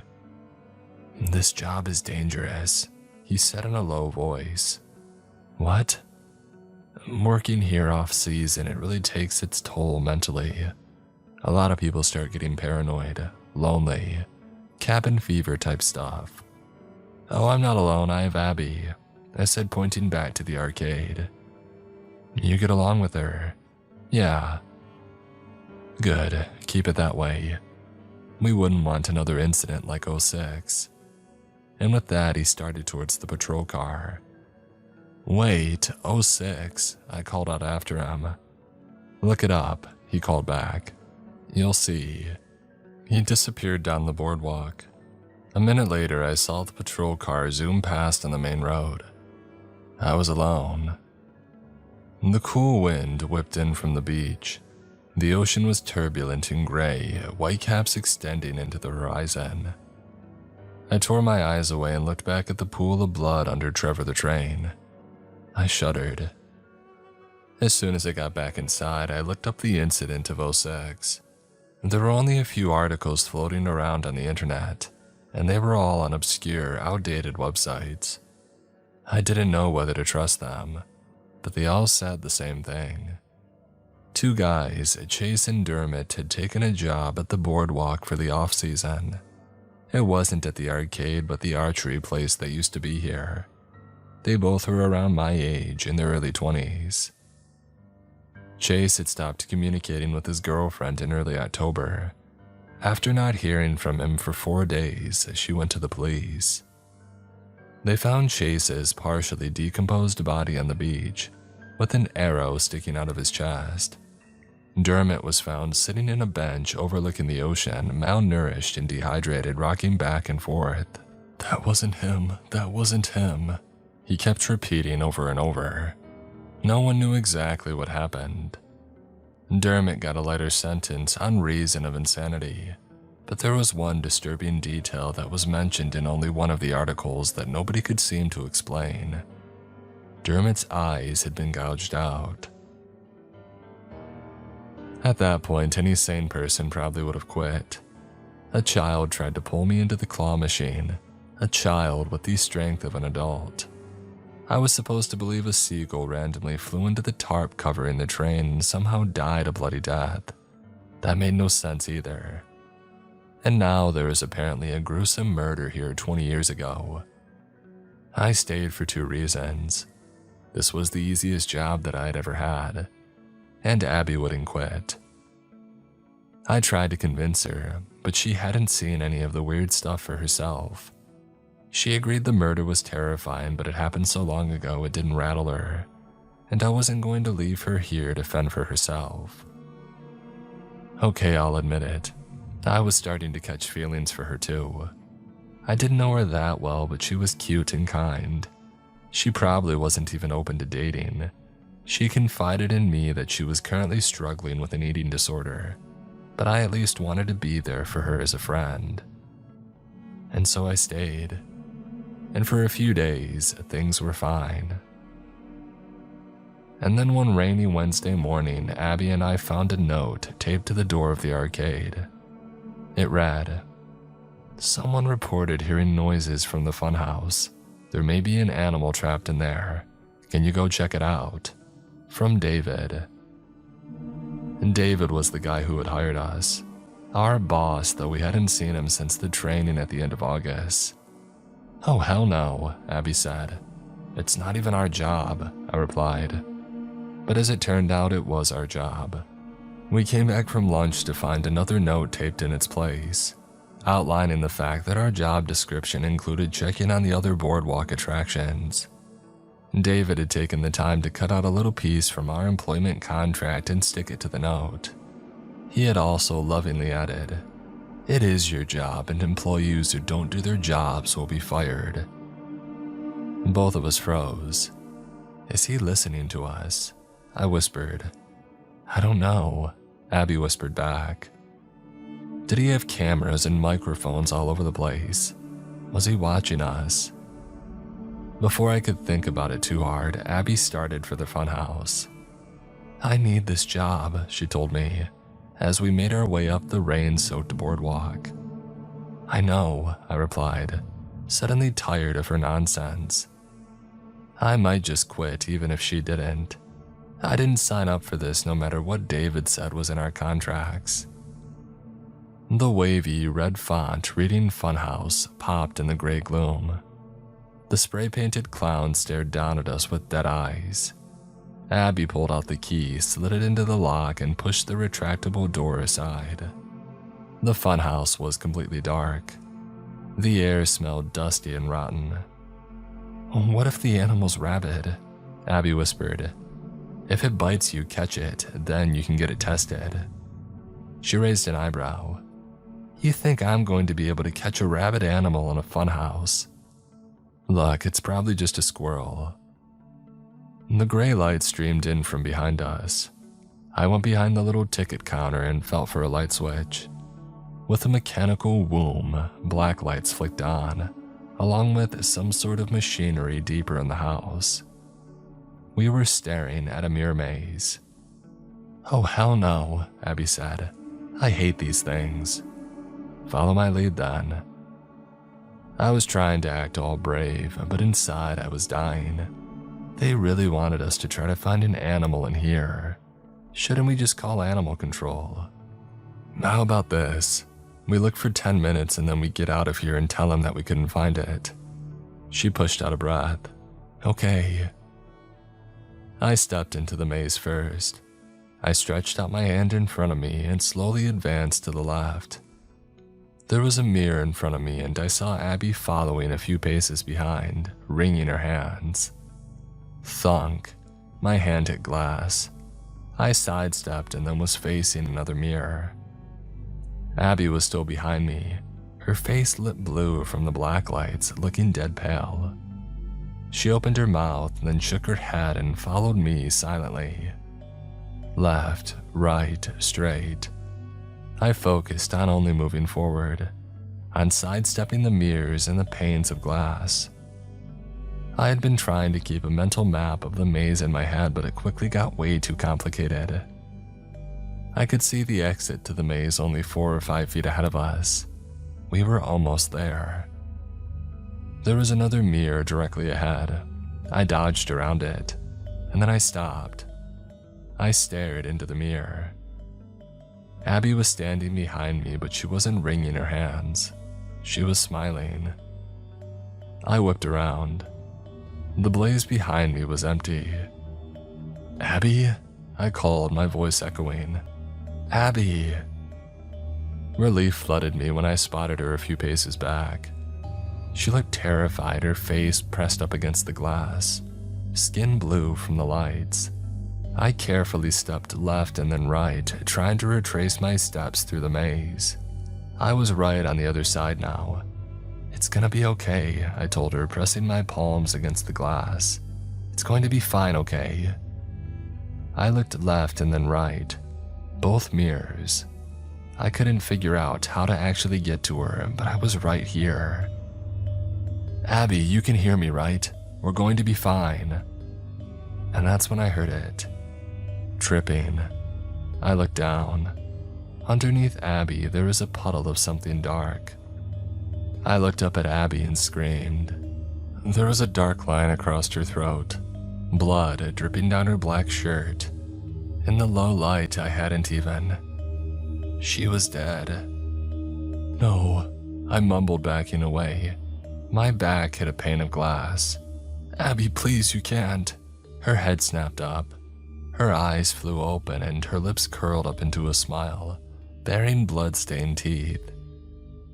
She canted her head, looking at me. What the? I'm over here. I whipped around to see Abby at the exit to the maze, waving her hands wildly. That's not me. I screamed as a pane of glass thundered down from the ceiling. It locked into a groove in the floor, trapping me.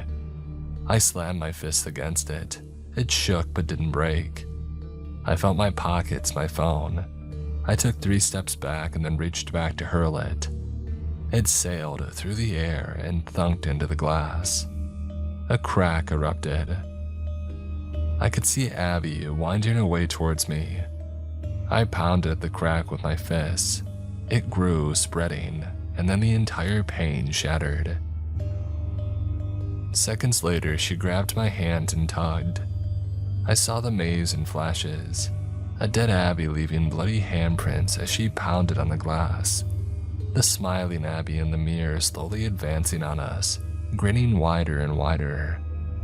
More panes of glass thundered down. I burst into the darkness.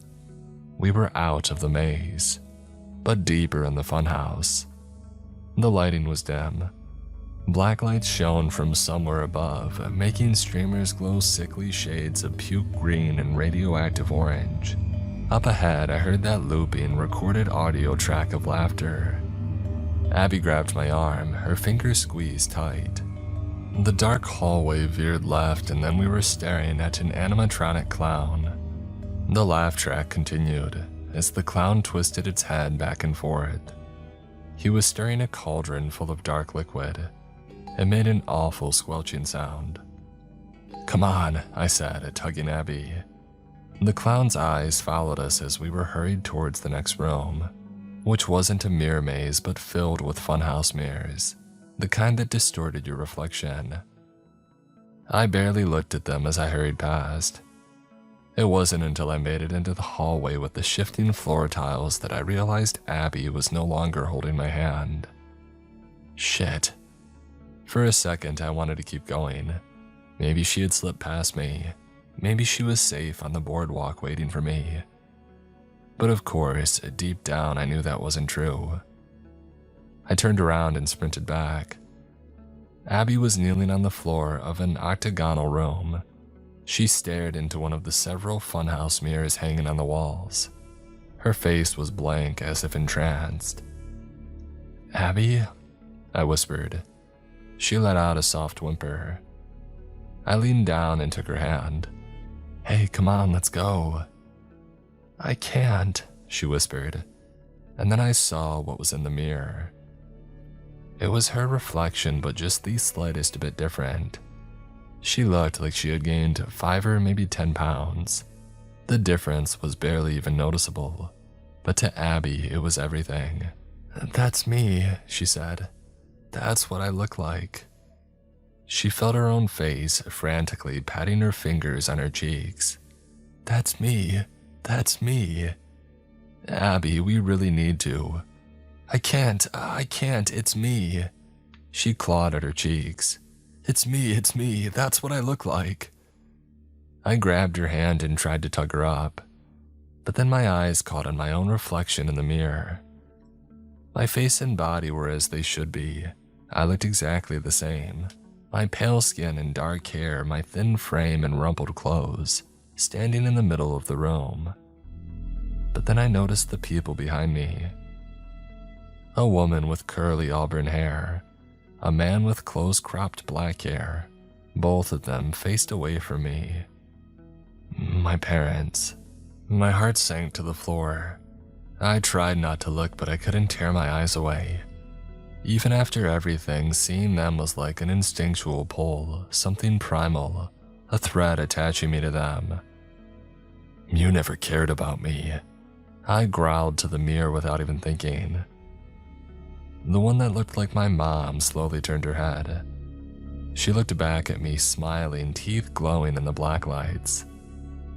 "Why would we?" she said in my mother's voice, but slightly raspier and deeper. "You were never going to amount to anything anyway." "You're going to end up like your brother," my father said with a half-hearted shrug. A soft thump made me turn away. I spun around to see the reflection, Abby crawling out of the mirror, hands splayed on the floor, hair hanging over her face. Her hand slowly reached up towards Abby's neck. "No!" I screamed. I grabbed her by the arm and pulled her away. "Come on!" I shouted, my voice raw. I had been crying too. We sprinted through the darkened hallways past another animatronic clown butchering something with a cleaver. We veered left into a tunnel and the floor tiles shifted beneath us, nearly throwing me off balance. Then we were at the exit, gasping in the cold air. Abby collapsed on a bench and sobbed. I wrapped my arms around her, feeling numb. "Come on," I said, when she had stopped crying. "Let's get out of here." She nodded. I helped her up and we started off. We hurried down the boardwalk, past the shuttered Midway games, the frozen yogurt stand. The stairs that led down to the beach came into view. And then music filled the air. One of the games up ahead was open.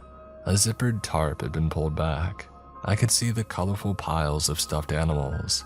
a multicolored wheel spinning lazily, making a ticking sound against the spokes.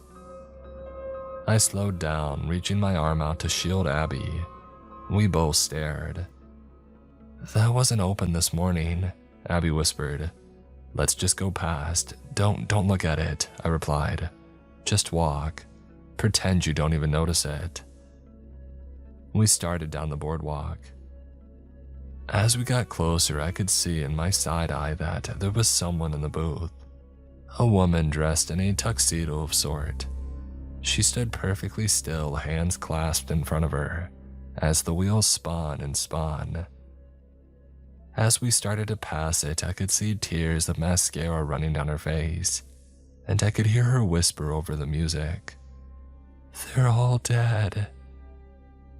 My fingers tightened on Abby's arm as we tried to pass. Something collided with my chest, hard, and then I was standing in front of the booth. Abby was standing next to me. I tried to move, tried to run, but my feet were rooted to the ground. It felt like something invisible was holding me in place. "What the?" Abby's voice died in her throat. The woman in the booth reached out a hand towards the wheel. Her face was white, as if painted with white makeup, and her grin stretched all the way to her ears. Her eyes were popped wide open and she stared down at us, tracks of mascara bleeding down her cheeks. The prizes behind her were horrible perversions of normal stuffies, little characters with blood dripping down their faces, X's for eyes, grins full of razor-sharp teeth. She reached out and rested her hand on the wheel. It was bisected into 4 colors: red, yellow, green, blue. There was sharp, black text on each section. The red one said, "A painful death." The yellow one, "No escape." The green one, "They're all dead." The blue one, "Lost at sea." I tried to run, but my entire body was paralyzed as the woman grabbed the wheel and spun. The ticking. Abby and I stared in horror as the wheel slowed. I held my breath as the ticker passed red and then yellow and then green and then blue. It slowed on red. A painful death.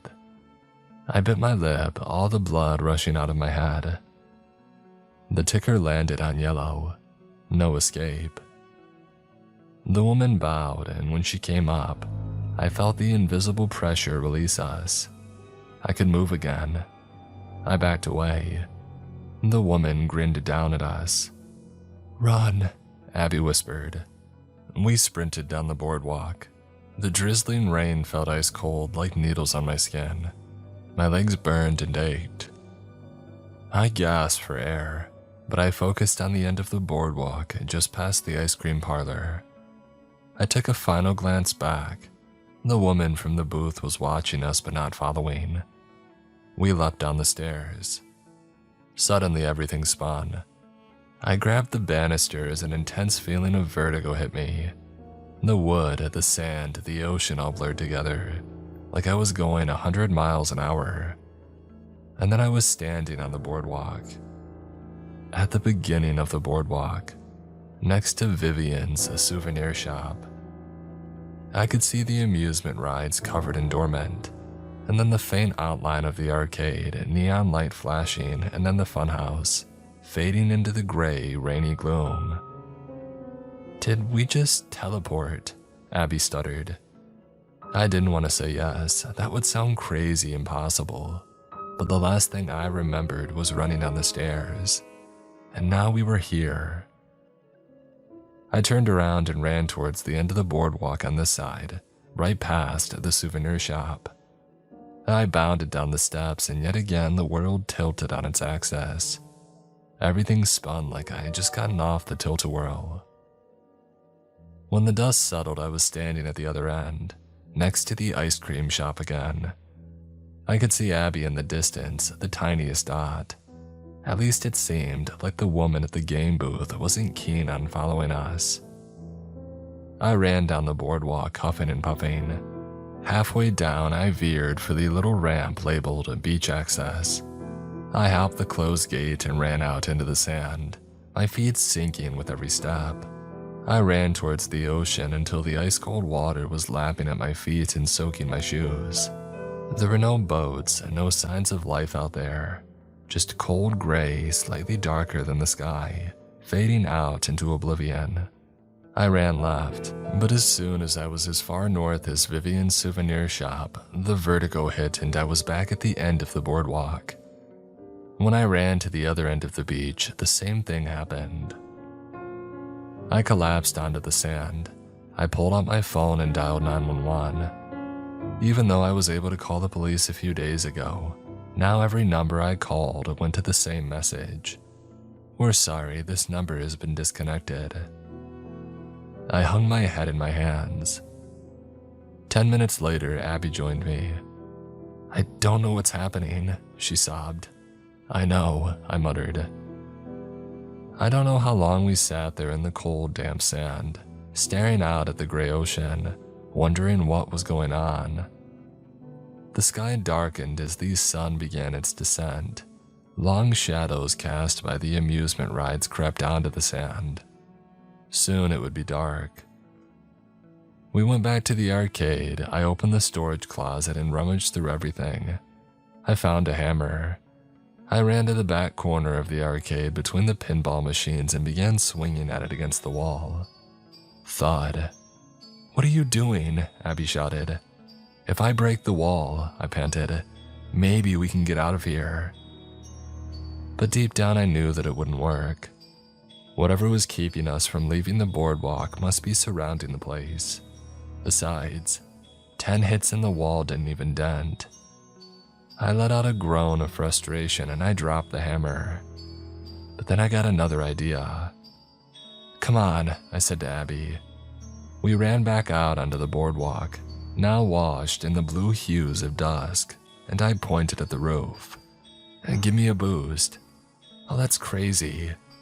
"No, it's not. Maybe I can jump down on the other side."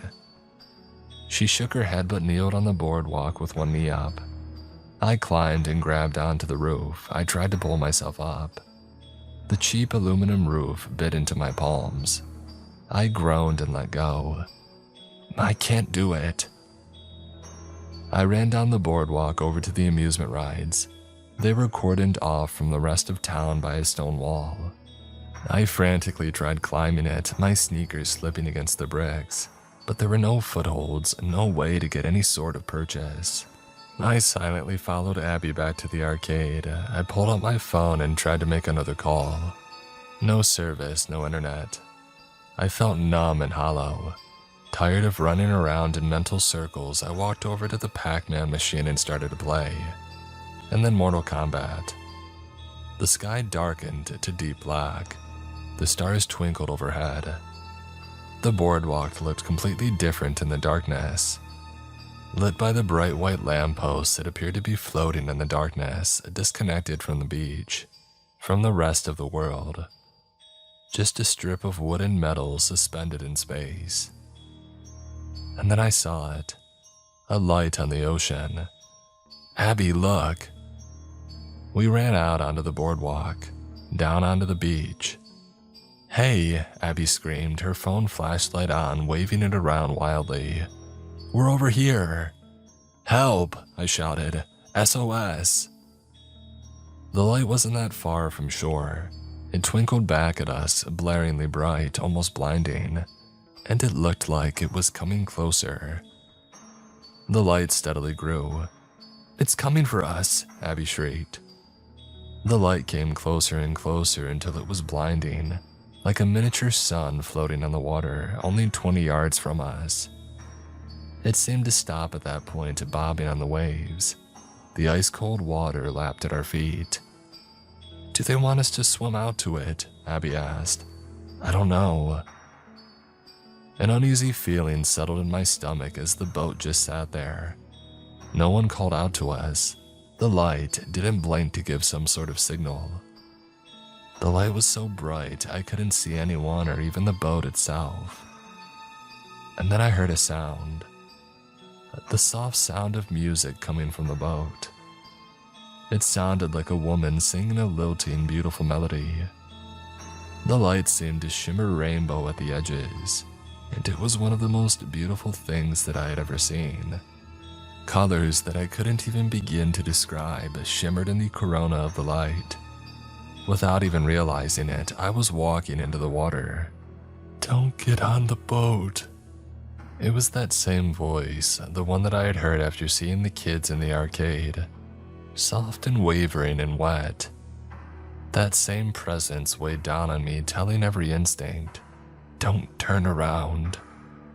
"Don't turn around," I shouted to Abby, but it was too late. She was staring behind us, her eyes were wide, her mouth hung open. She was frozen. I could only tell that she was alive because her head was trembling slightly, like she was tensing every muscle in her face and neck. "Abby?" She collapsed into a kneeling position, and then she began furiously raking her fingers through the sand. She pulled out a piece of broken shell and turned it over in her hands, brought it up to her face, and with a horrible scream, she began stabbing herself in the eye. "No!" I screamed. I grabbed her arm. It took all of my strength to restrain her. She screeched as she tried desperately to stab herself again. I couldn't bear to look, but I could see a thin trail of blood trickling down her cheek.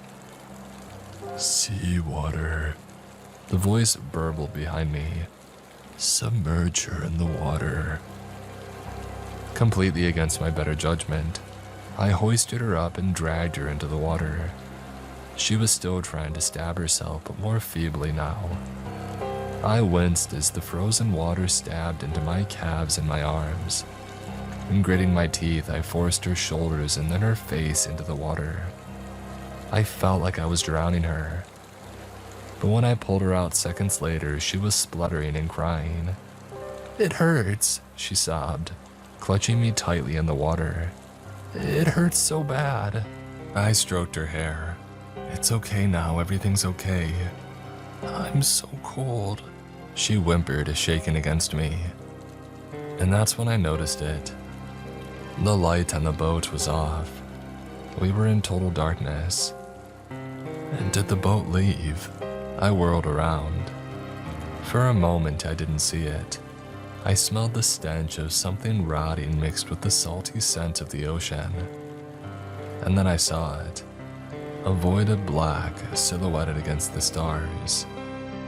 The boat was closer, much closer, and it was larger than I thought.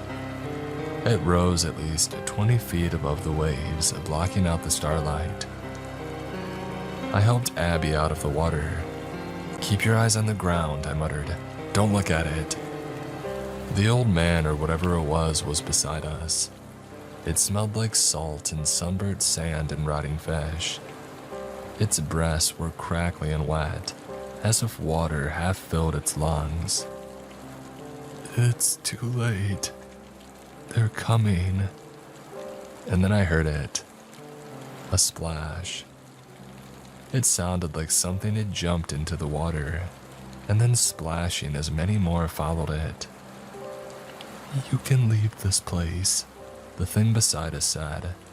"The gap between the funhouse and the game booth. It's the only exit." We hobbled up onto the boardwalk. The neon lights were blinding, and then we sprinted towards the funhouse. Seconds later, I heard the patter of footsteps behind us, many footsteps. We passed the creepy clown, the mirror maze peeking out from the entrance. I guided Abby to the crevice. It was only a foot, maybe 18 inches across. It didn't look like either of us would fit comfortably, and beyond it was total darkness.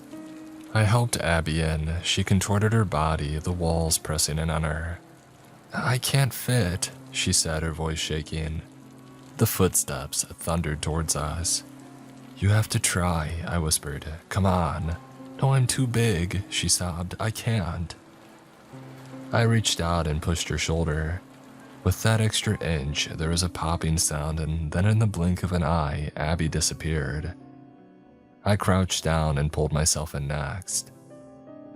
The last thing that I saw was a swarm of shadows on the boardwalk, flickering under the bright white safety lights, rippling with colors that I had never seen before in my life. And then I squeezed further in and the vertigo hit me like a truck. When the world stopped spinning, I was standing in the parking lot of the boardwalk off Shore Avenue. Abby was standing next to me, bent over and catching her breath. The moon hung low, glowing a deep gold in the purple sky. Everything was silent. I looked back at the boardwalk. The buildings blocked a direct view, but I could see the lampposts, with their harsh white glow hovering in the darkness. We called the police, told everyone that we possibly could, and nobody believed us. The police even sent us photos that they had taken in their investigation to prove that everything was normal. And indeed, the photos showed that everything was covered and closed, including the funhouse and the Midway games. There was no trace of the horrors that we had seen. It's been a year since all of that happened. I've tried to post our story everywhere and warn people, but I don't think that I've been successful. The boardwalk is getting ready for fall again. The rides are covered and the beaches are closed and the crowds are dwindling. The arcade is still open as it always is, and I've noticed 2 new employees. Abby and I tried to pull them aside and warn them, but the guy just laughed at me and the woman looked like she feared for her life. Both of them wrote me off as some weirdo lingering around the boardwalk. And then the police got involved, telling us that we were scaring people and we needed to leave. I wish I could have done more, but no one would believe us. And I have a horrible feeling that those new employees will go missing this fall.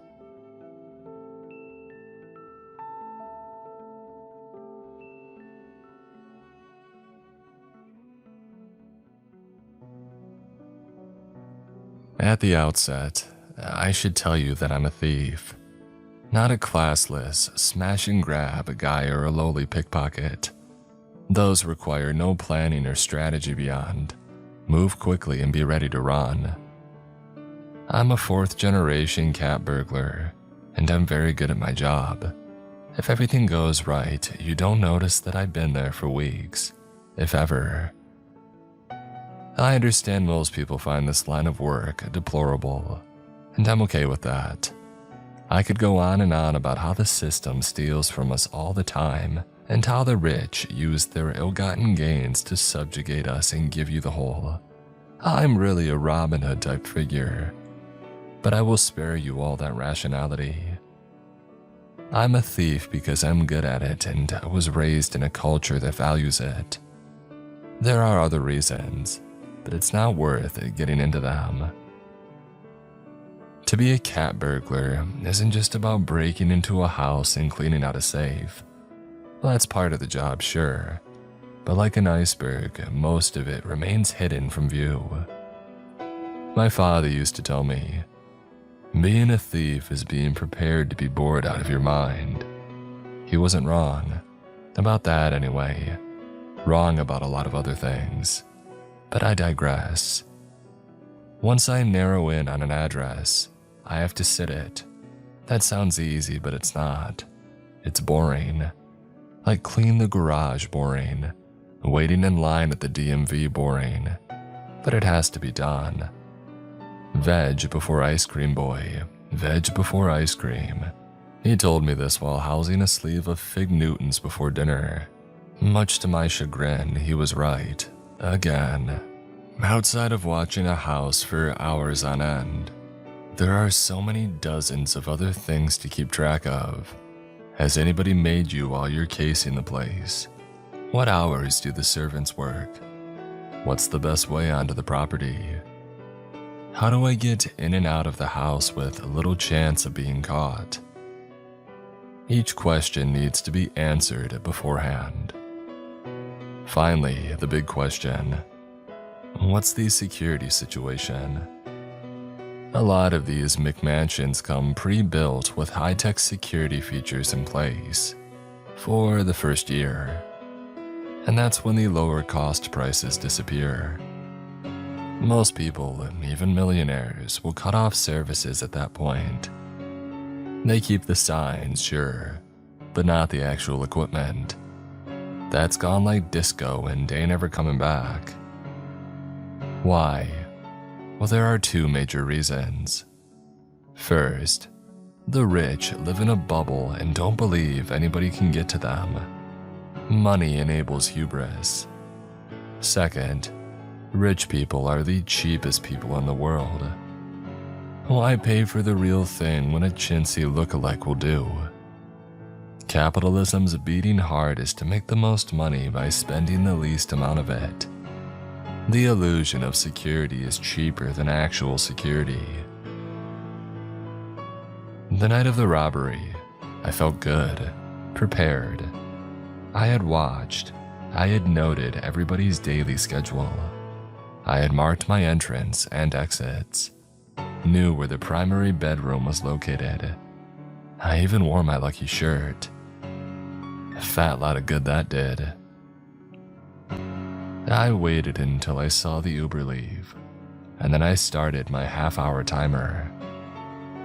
It's been my experience that the help empties out not long after the boss leaves. Cat's away and all that.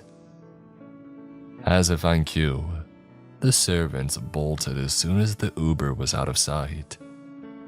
I still waited the 30 minutes. Like a crappy magic spell, stragglers can transform into witnesses. Seeing none, I made my way onto the property. The most tense moment of any heist is when you're about to break in. Even in all black, even in the dark, there's still a chance that somebody could see you. A nosy neighbor, a dog walker, a panhandler, anyone. Time works against you. Too slow, you draw attention. Too fast, you make mistakes. A steady hand and a calm demeanor are key here. I have those in spades. This is also the moment that you can't plan for. Did you miss bars on the window? Are there more than one lock on the door? Did someone stay home? Is the alarm system on? Are there cameras rolling? It's a gamble that can cost you your freedom, your life. It's also a rush. I've discovered that, most of the time, upper floor windows in McMansions are unlocked. The thinking goes, well, we have several layers of security before anybody could get to that point, so why bother? I get it. It's a mistake, but one most people would make. Hanging on the outside downspout, I sighed in relief. This window was unlocked. I pushed open the window and climbed in. My moccasins softly touched the floor, making no noise. They're not the most durable in the wild, but inside they are worth their weight in gold. No tread to ID, no noise on carpets, and comfortable as all hell. The room was dark, and I had no desire to change that. I keep a tiny pen light in my pocket for that reason. I become so accustomed to seeing the world in the tiny circle of light that my eyes quickly attune to the dark. A cat in every sense. I assumed the truly valuable things. Wills, bank account information, holy grails. They would be in a safe. But I don't crack safes. Well, not in people's homes anyway. It's too complicated, too messy. I was after jewels. And thanks to my extensive history, I knew where I would find them. Even in the dark, you could tell how obscenely large the walk-in closet was. It wasn't even fair to call it a walk-in closet, more like a studio apartment for clothes. 3 of the walls were lined with suits and dresses that may have been worn once, maybe twice. Some still had tags on them. The last wall was dedicated to shoes. Red bottom Louboutins and rare Jordans as far as the eye, or penlight could see. But what caught my attention was the makeup vanity carved into the wall like Petra in the Shara Mountains. More specifically, the 3 jewelry boxes sitting there. I moved to them like a zealot to the temple. This was what I came for. My haul would keep me in the black for a while, unless it was costume jewelry. The tease of stones, Dad would say. I pried open the first lid, and I smiled. Dozens of bejeweled brooches shimmered before me, like the hundreds of eyes of some mythological monster, all shapes and sizes, most ugly but authentic. The genuine article has a certain touch to them, a heft. These were legit. I plucked a few from the bottom of the box and placed them into my bag. My fingers found something that had an odd shape. I pulled it out to get a closer look. A triangle inside a pentagon. It was on the small side, but it was full of diamonds. Valuable, very, but something felt wrong about it. I dropped it back in. The longer that you do this job, the more adept you get at picking the right things to steal. The secret is to only take 2 or 3 pieces at a time. Of the few that you do take, ensure that they're plain looking, nothing memorable. Unique pieces are hard to fence. If they end up in a pawn shop and a cop finds them, it's only a hop, skip, and a jump until it's traced back to you. Iron handcuffs, jail time, hard pass on my end. As I put the piece in my bag, my light started flickering. I gently tapped it against the vanity. As I did, I glanced up into the vanity mirror. My heart seized. There was a figure standing near the open window. Out of instinct, I snapped around, ready to rumble, but the figure was gone. I flipped off my light and pocketed it. I turned back to the mirror and my breath caught. It was standing in the closet doorway now. I balled my fist. I wasn't going to jail. I would go down swinging.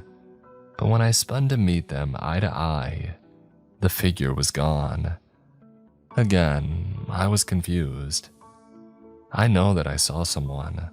I couldn't tell you the details, but there was a person standing there, watching like they weren't supposed to see me in there.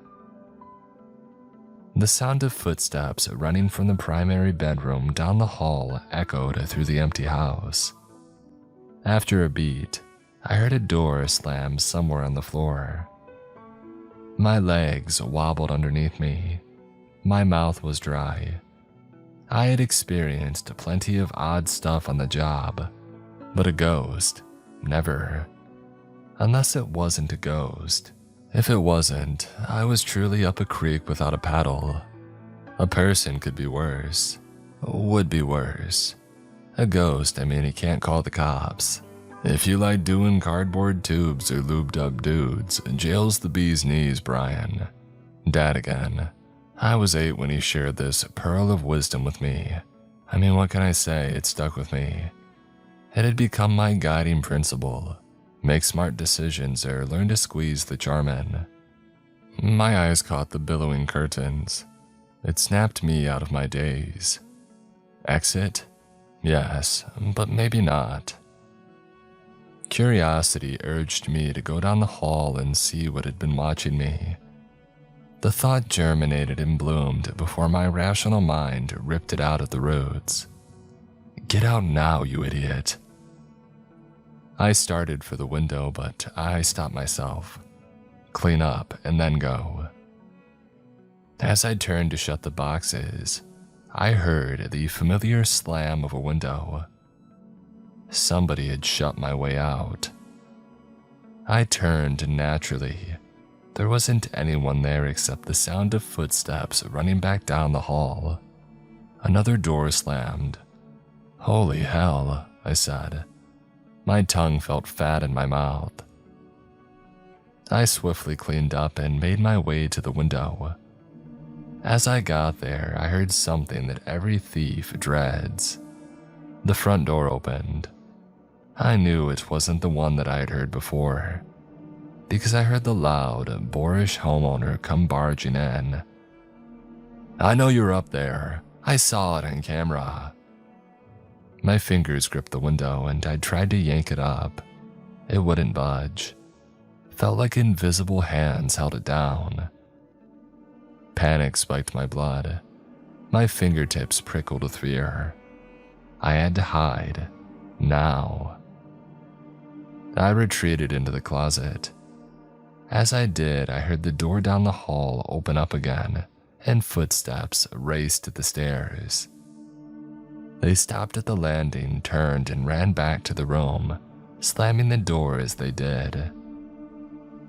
This seemed to agitate the owner. He increased his rate, racing up the stairs 2 at a time. He bellowed, "You better pray to God I don't catch you. I'm gonna take my time making you bleed. So much so that your final ascension will feel like a relief." I didn't know what any of that meant and didn't want to find out. The diversion, though, gave me enough time to find a spot to hide. There was only one way that would work. Behind the racks of clothes. It wasn't ideal, but I was out of options. I split the clothes like I was Moses parting the Red Sea, and I slid into the gap behind them. The footsteps reached the top of the stairs. Another sound, a cell phone ringing, joined them there. "Come on," the voice spat. "You're lucky. Run now, but you can't hide from me. I'm everywhere." After another ring, he picked up. "Hey, Pete, buddy, what's going on?" His tone had changed entirely. My heart was zooming. I felt like an addict running wind sprints. I had been close to being caught before, had to slip the fuzz once or twice, but I never found myself in a situation like this. I tried to keep my cool, but my body didn't get the message. I trembled. Sweat beaded on my forehead. Fat droplets rolled down my face.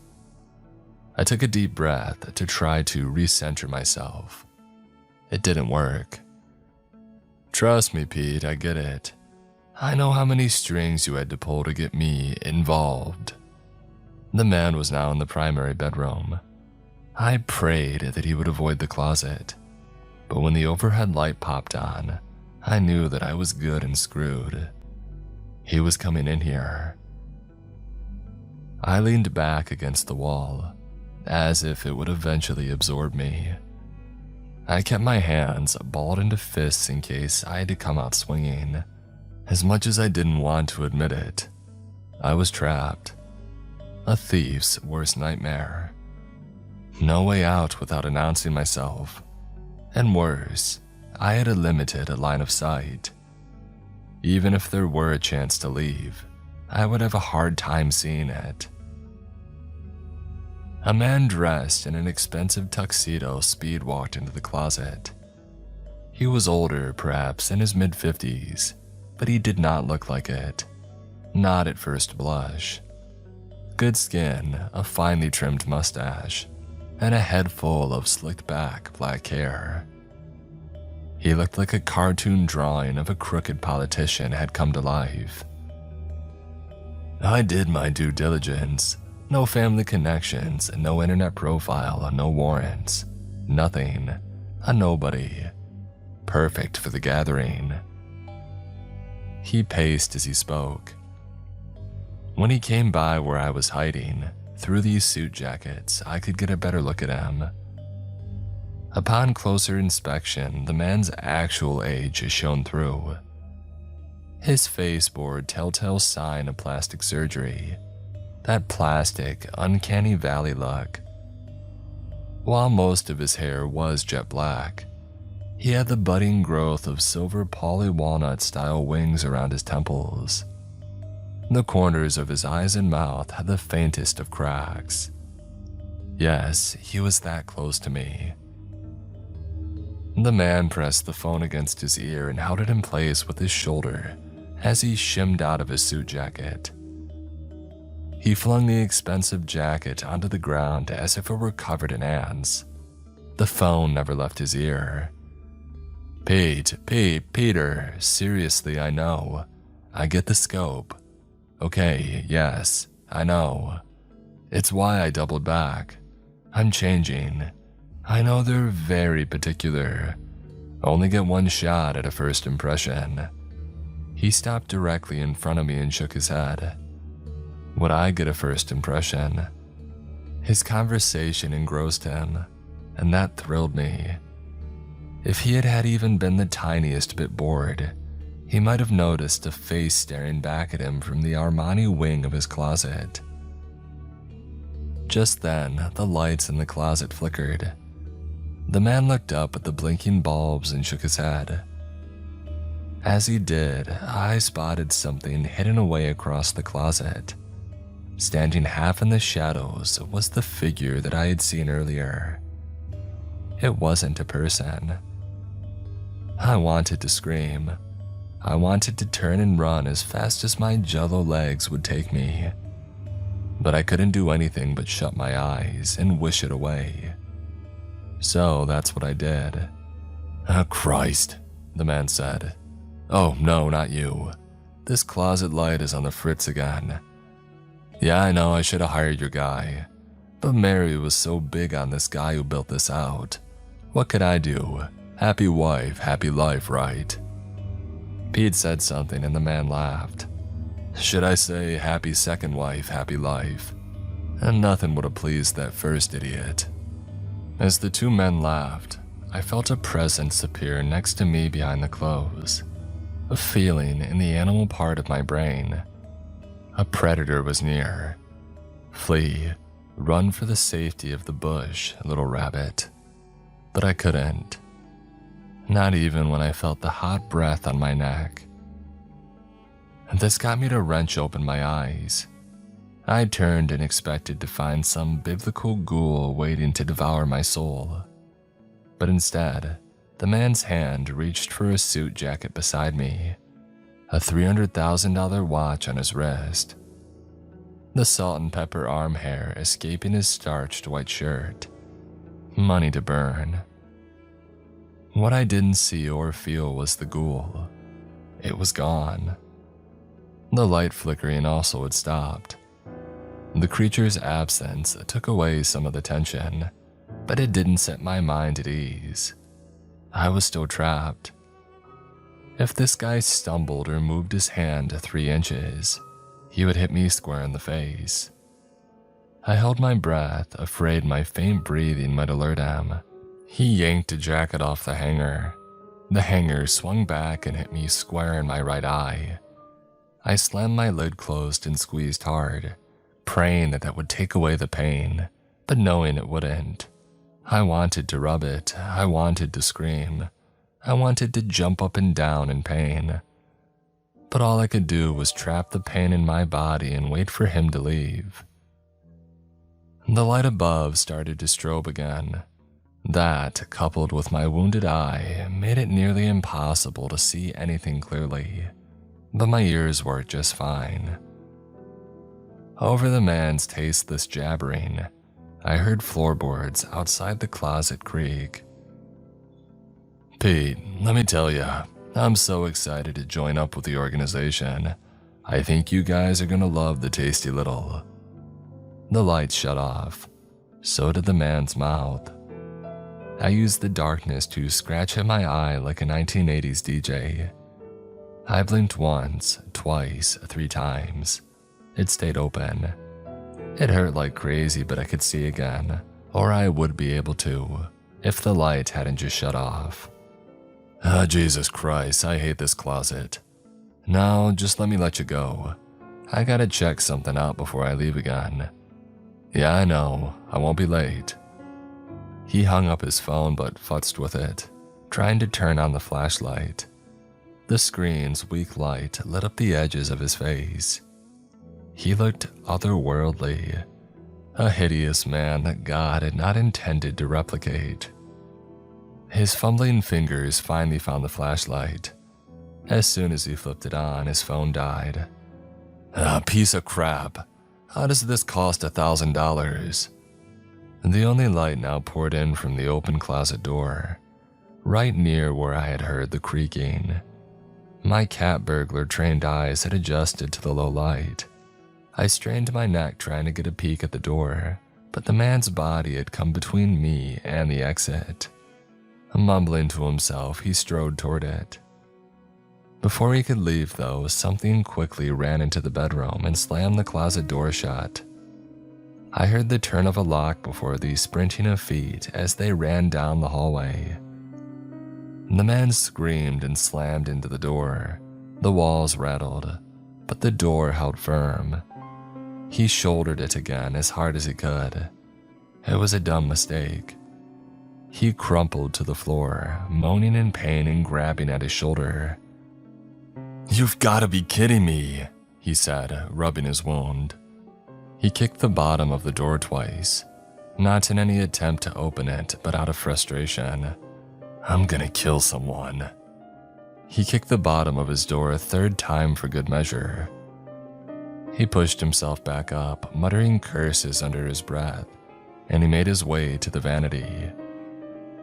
He felt along the side of the counter until he found a latch and he pulled it.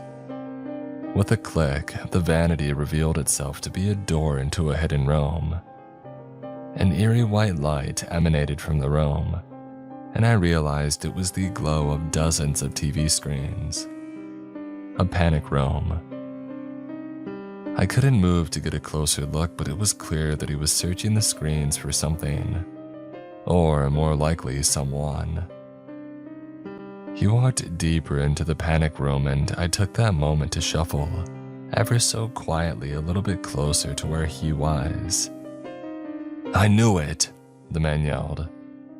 The hate and menace in his voice made me wince. Seconds later, he came storming out of the panic room with something in his hands. I couldn't make it out at first, but when he swung it against the door, I realized that it was an engineer's hammer. He pounded at the door. The handle snapped off after several swings. Light from the outside room poured through the hole. The man pressed his face against the opening and scanned the primary bedroom. He put his mouth to it and yelled, "I know you're out. When I find you, you're gonna wish that you were dead." For a dramatic flourish, he booted the closet door. It violently swung open, slamming into the doorstop and vibrating like a tuning fork. He walked through, clutching the hammer hard in his hand. He had murder on his mind. I was just glad that he wasn't coming after me. The now familiar sound of footsteps running down the hall prompted the man to sprint after them. I heard a door slam across the house. The rhythmic pounding of the hammer on the door handle soon followed, creating the worst sounding drum and bass track of all time. The last man at the bar screws the ugliest broad. Dad, for my memories, confirming what my gut already knew. It was time to split. I pushed through the clothes and crept toward the closet door. I had a clean path to the window. The man was preoccupied with his hammer. I didn't want to imagine where the ghoul was. I was 15 feet from freedom, so why couldn't I convince myself to leave? I knew I should. Self-perseverance screamed at me to fling open the window, shimmy shake down the drain pipe and sprint to my car. I felt my dad pushing me from behind the grave. "Move it! The fuzz will be here soon." But something was holding me back. If this guy killed someone and I didn't stop it, I would never forgive myself. I would have that person's blood on my hands. I couldn't carry that weight. I'm a crook, not a monster. Sighing, I changed course and headed for the panic room door. I needed to see what was happening. I also needed to find out where the cameras were located in the house, so I wouldn't inadvertently show up on one. It might also show me another pathway to escape if the need arose. My mouth hit the floor as I walked into the panic room. A bank of monitors displayed nearly every inch of the house inside and out. I had spotted the outside cameras while I cased the place and found a dead zone between them. That was not true inside. There was a camera pointed directly at the window that I had climbed through, and there was one looking at me right now. The man wailing on the handle caught my eye though. While it only took a few direct hits to dislodge the first handle, this one was not cooperating with him. I watched him take 6 massive swings and nothing. It held firm, top quality handle. I looked around for anything else that I could use for a weapon and I came up empty. Maybe there would be something that I could use in the bedroom. With the man focused on trying to break down the door, I eased my way out of the closet and into the room. The place was spotless. Nothing dangerous in here but unearned wealth and a few scruples. There wasn't anything that I could use to counteract a hammer swing. "Come on," I muttered. "Who are you?" came a voice from under the bed. I screamed in fright, but a quick slap of a hand over my mouth stopped it from escaping into the wider world. I glanced down at the floor under the bed. Were all of my worst childhood fears coming true at the same time?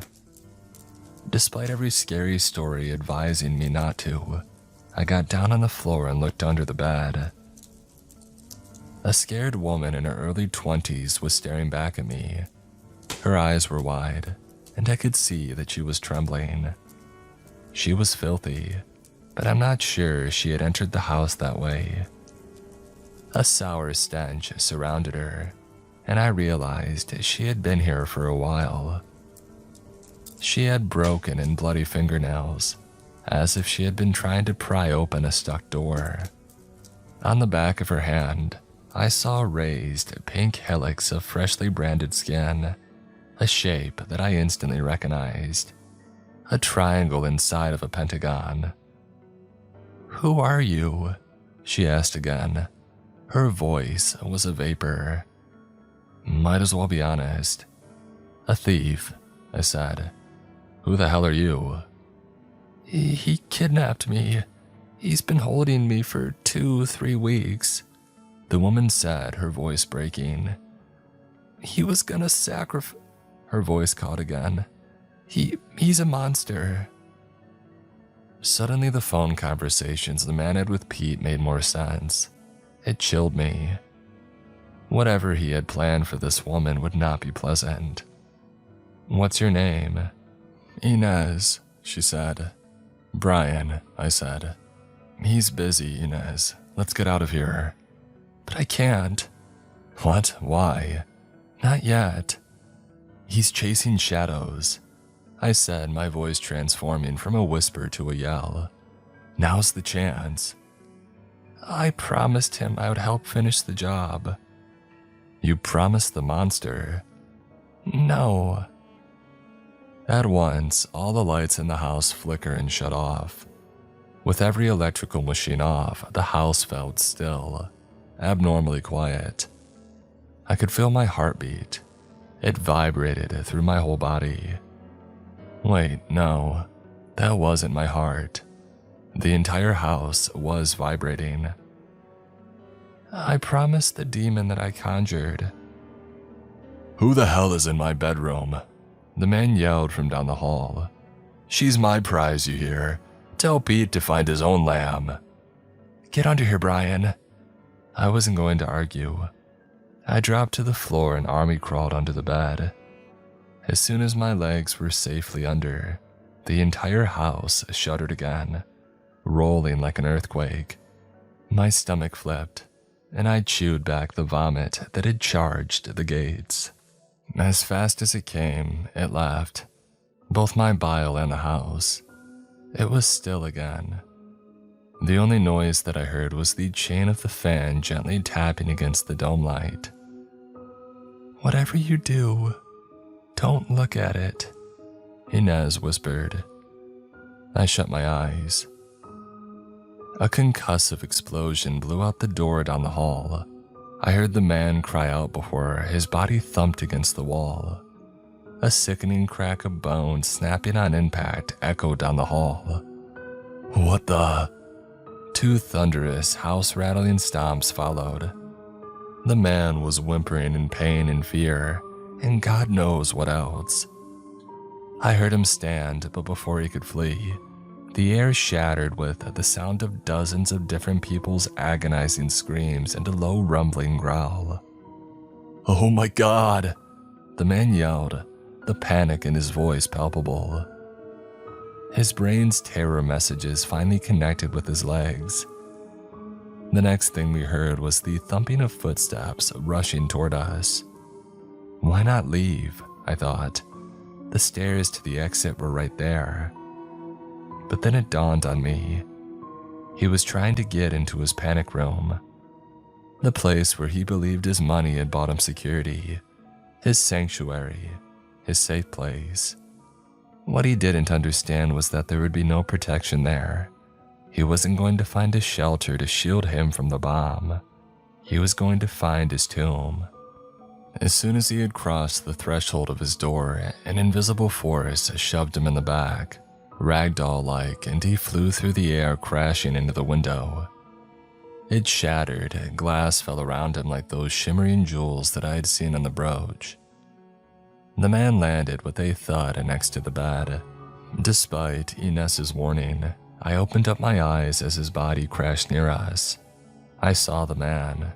He saw me. Blood leaked out from dozens of slices across his arms and face.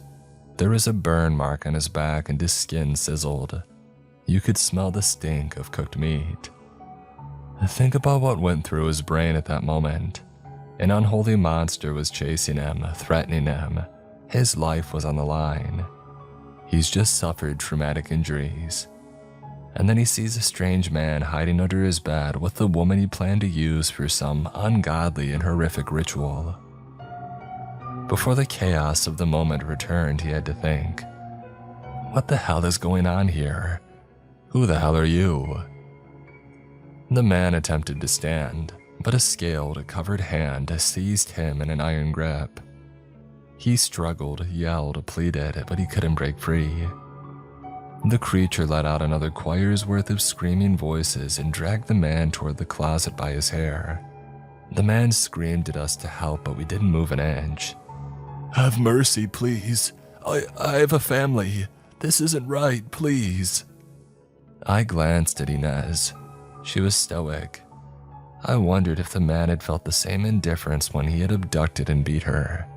Each time the demon's cloven hoof hit the carpet, it ignited the fabric. Little fires everywhere. The man screamed as the closet door slammed closed behind them. The next sounds that we heard were the snapping of bones and the dying screams of a condemned man. "Let's go," Inez said, shimmying out from under the bed. "Don't have to tell me twice." Several of these smaller fires had coalesced into a larger blaze. The house was a goner. The flames blocked the doorway to the stairs. Inez held up her hand to shield herself from the heat, but it was in vain. She turned to me, eyes pleading. "What do we do?" "I got this," I said. I dashed to the window and knocked out the remaining broken glass. Smoke poured out into the night air. "Come on," I yelled. "Climb down the drain pipe. I have a car nearby." Inez nodded and nearly leapt out the window. She moved down the drain pipe so quickly, I lost sight of her almost instantly. I climbed out the window and I stopped to look back in. The black smoke filling up the room made seeing anything impossible. I felt my tool bag strapped to me. I reached in and found the brooches that I stole. Holding them up to my face, I could see dozens of little fires reflecting off their surfaces.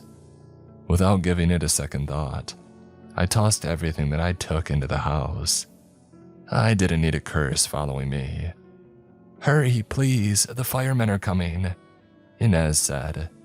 She was right. Fire and police, probably. I didn't want to be here when they arrived. I can't imagine that Inez had any desire to stick around any longer as well. Once I was on the ground, I had to climb the outer fence and clambered over after her. As we hit the ground, I saw dozens of neighbors coming over to watch the show. None of them seemed to clock us though. I grabbed her hand and led her into the darkness away from any potential witnesses. We walked the 3 blocks to where I had stashed my car. The neighborhood was alive with the approaching sirens and burning mansion. Inez sat down on the curb, put her head in her hands and sobbed. I wanted to comfort her, but wasn't sure if I should. "Are you okay?" I finally offered. "No," she said. "But when is life ever okay?" I laughed. "You got me there." She spat toward the mansion. "I hope his soul rots in hell."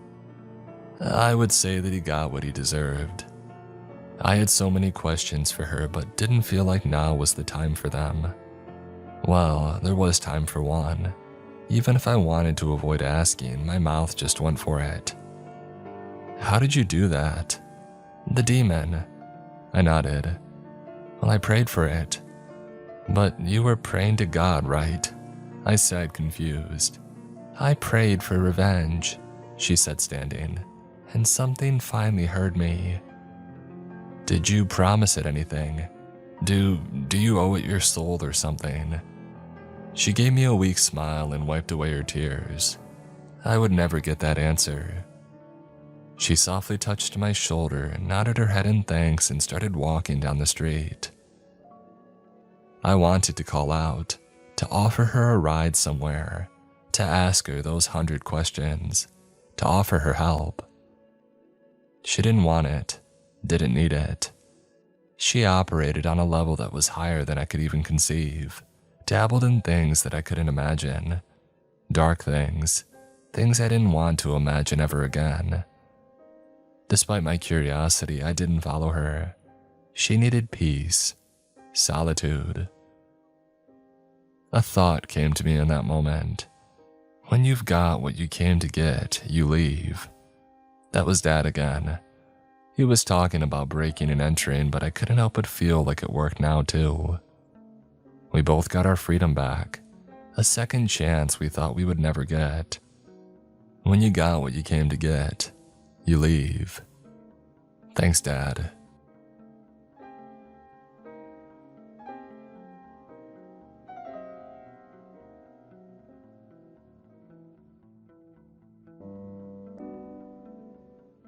So, is there like a list of weird rules that I have to follow or something? I asked, because I can be kind of a smart guy sometimes. "Only one rule on this job, kid," Stanley said. "Don't die." He wasn't joking. Stanley handed me a heavy 3-cell mag light and wished me luck, before pulling the security gate down over the abandoned hospital's entrance and locking it. "Listen," he said before turning away. "It's not a rule, just some good advice. Try to stick to the upper floors. The hallways are narrower and ceilings are lower. That'll give you a little bit of an edge." "What? What's that supposed to mean?" I asked, but he was already hobbling down the hospital's front steps to the company truck idling at the curb. "You'll be okay," he called over his shoulder. "I got a good feeling about you." I didn't want this job. Fact is, I didn't want any job. My father says that I'm shiftless and lack ambition. He never says that to my face, but he never bothers to check the room to see if I can overhear him either. Mom claims that I just haven't found the right spirit guide to illuminate my life path.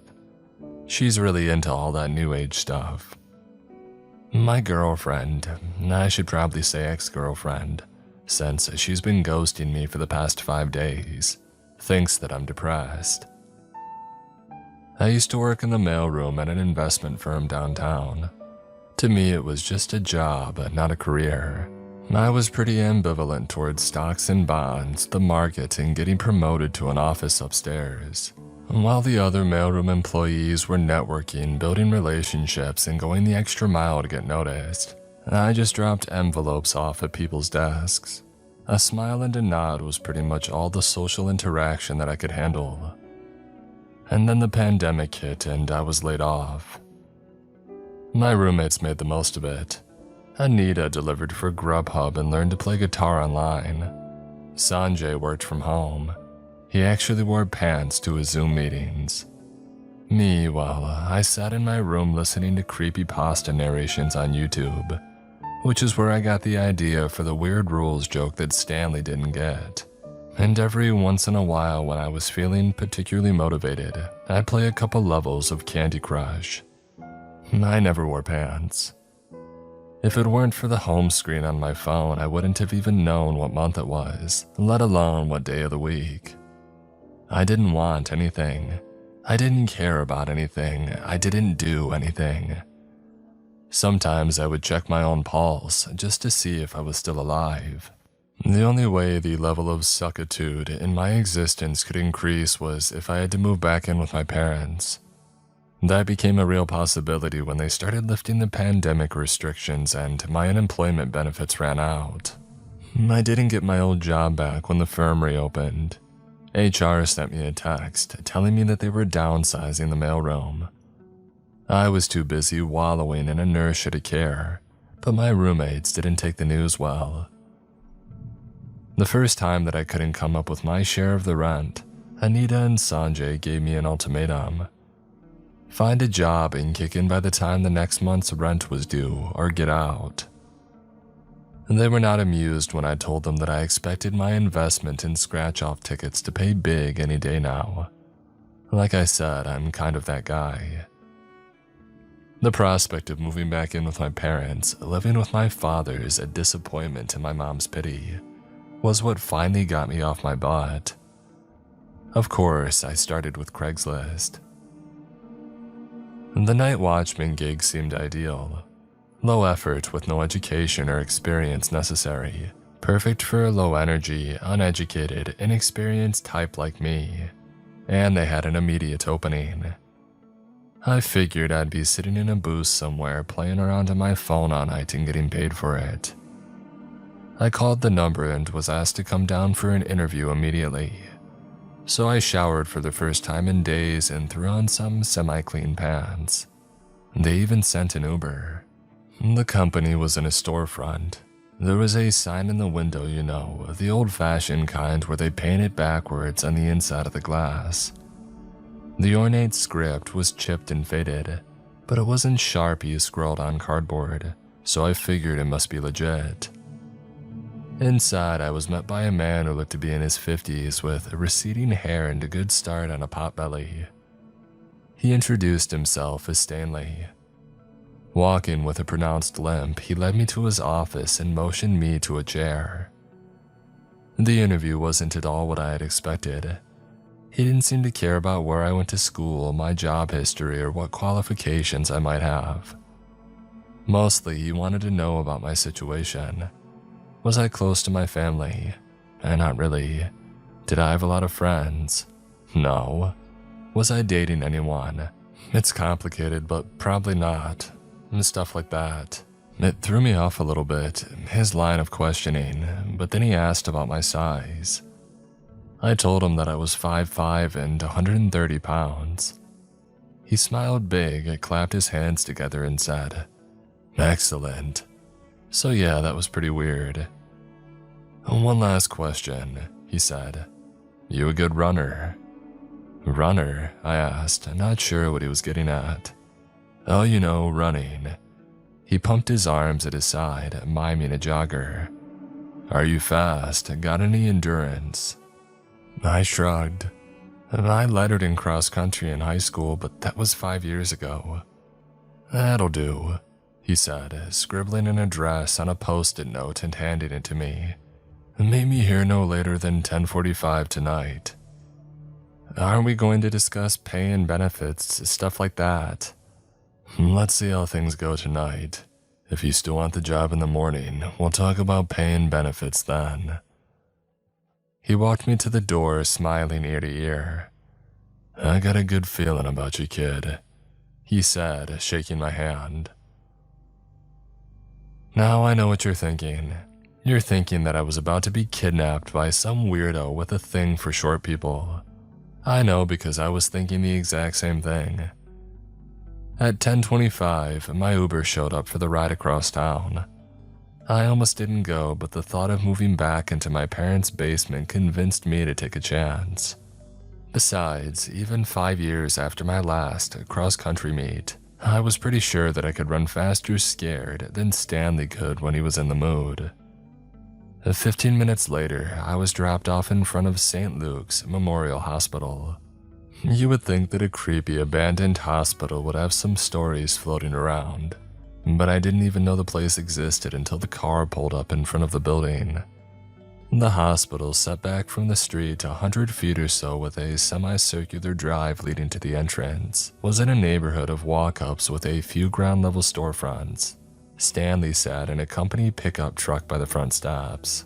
The building itself had 2 wings, one on either side of the main entrance. It was 5 stories tall with a flat roof and was constructed of poured concrete with yellow brick accents around the windows.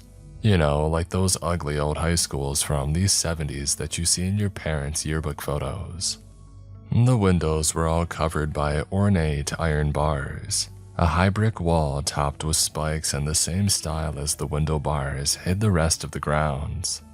So what exactly am I supposed to be doing here? I asked as he ushered me up the front steps.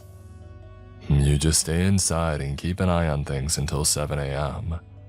The water is still on in the main building in case you need a drink or to use the bathroom, but there's no power. Okay, but what do I do if somebody tries to break in or something? Call the police? And your phone won't work inside. All the rebar and the concrete blocks the signal. But don't worry, nobody ever tries to break in. Just do what you need to do to get through the night. I'll be back at 7.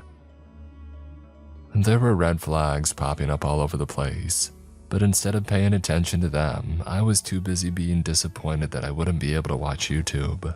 That's when I decided to be Captain Smart Alec and ask about weird rules. The first couple hours were uneventful. I spent them wandering around the hospital, shining my flashlight into dusty exam rooms and empty offices. The main part of the building was a drab square. Its floor is covered with murky gray linoleum tiles, the walls a neutral beige. Even without the years of grime and dust coating every surface, this place would have been lifeless. It occurred to me that if my existence could be translated into architecture, it would look a lot like this. A hallway beside the reception desk led deeper into the building. Beyond a defunct pair of elevators and the central stairs was a cafeteria, a kitchen, a couple of admin offices, and a waiting room. Most of the furniture and equipment had been removed, but there were still some odds and ends lying around. Empty desks, file cabinets, and a few office chairs. Stuff like that. In the waiting room, I found what looked like upside-down traffic cones made of brushed aluminum. I had no idea what they were until I took a closer look and saw that they were filled with sand and cigarette butts. This place must have closed before I was born, because I can't even remember a time when people could smoke in hospitals. The wings on either side of the main building had a central hall with emergency stairways at each end. The halls were lined with doors to offices, probably for all the doctors that had worked here. The doors were all open and the glow from the streetlights outside filtered in through the grimy windows. It was enough that I could make my way around without the flashlight, but I used it anyway. Something that I should have noticed much sooner was the lack of vandalism. Nobody had tagged the walls with graffiti or smashed the windows. There were no crushed beer cans or empty Mad Dog bottles, no used needles or busted pipes. I did find a couple of rooms where it looked like somebody had kicked the door off their hinges. Inside each were broken furniture and deep gashes in the plaster walls, more red flags that I ignored. By about 2:30 in the morning, I was actually starting to get into the job. For the first time in recent memory, I was actually engaged with the world around me instead of being lost in my phone.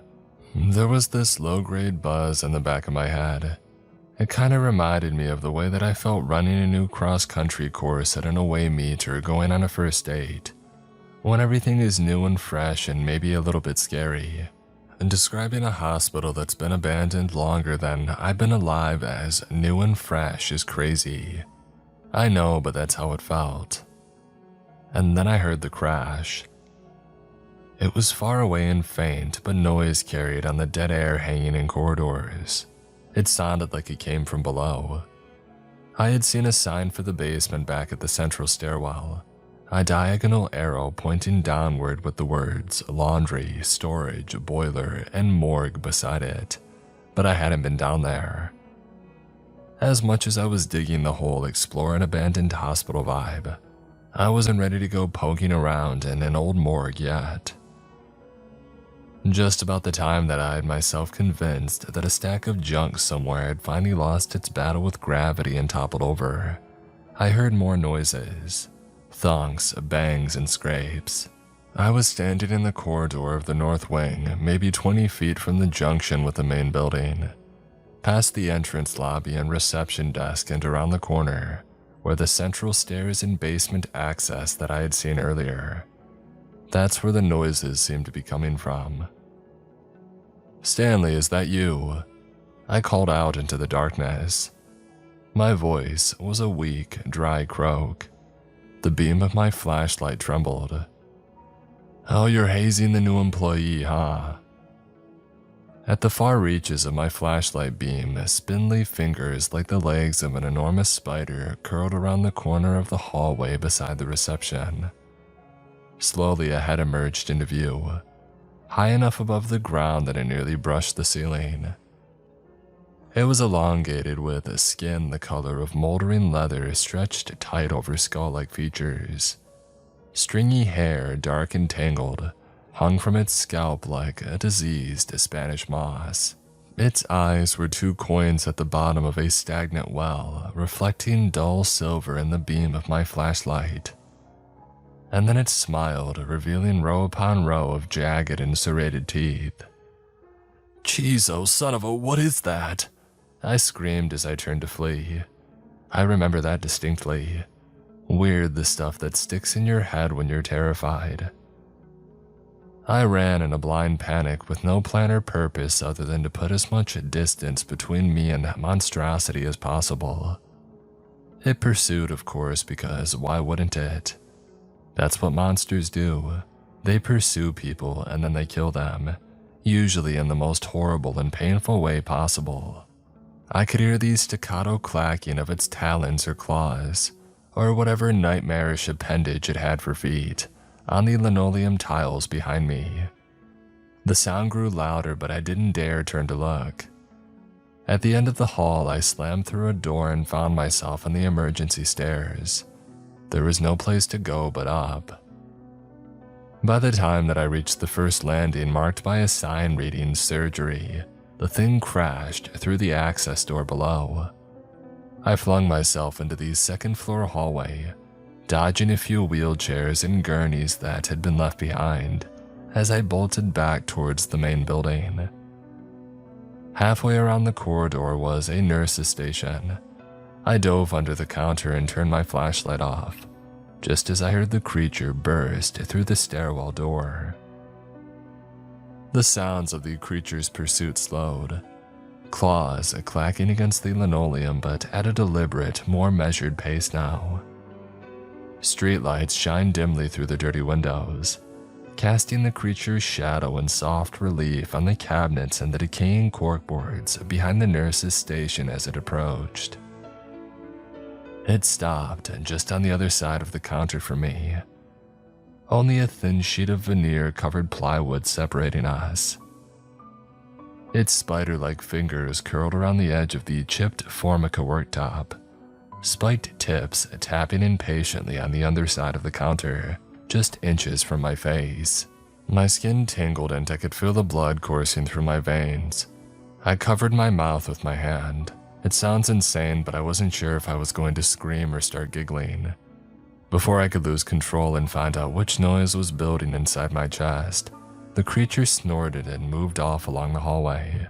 When the sounds of its feet on the tiles grew fainter, I chanced a peek around the edge of the counter. The creature had moved down the hall almost to the juncture with the main building. It was vaguely human in shape and so gaunt that its bone structure stood out in knobs and jags beneath its skin. And it was enormous, at least 10 or 12 feet tall. It was bent almost double, shuffling awkwardly to negotiate the hallway and all the abandoned clutter. Now I understood Stanley's advice about sticking to the upper floors with their narrow corridors and low ceilings. If that thing had been able to stretch out and run, I wouldn't have made it 2 steps.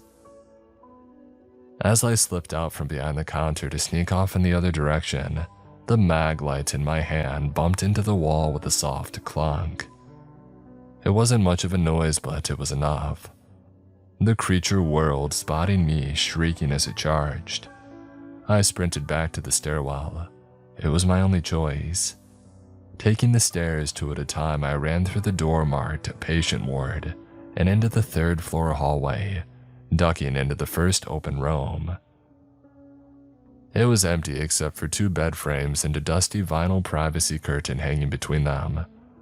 There was a window over each bed, but both were barred.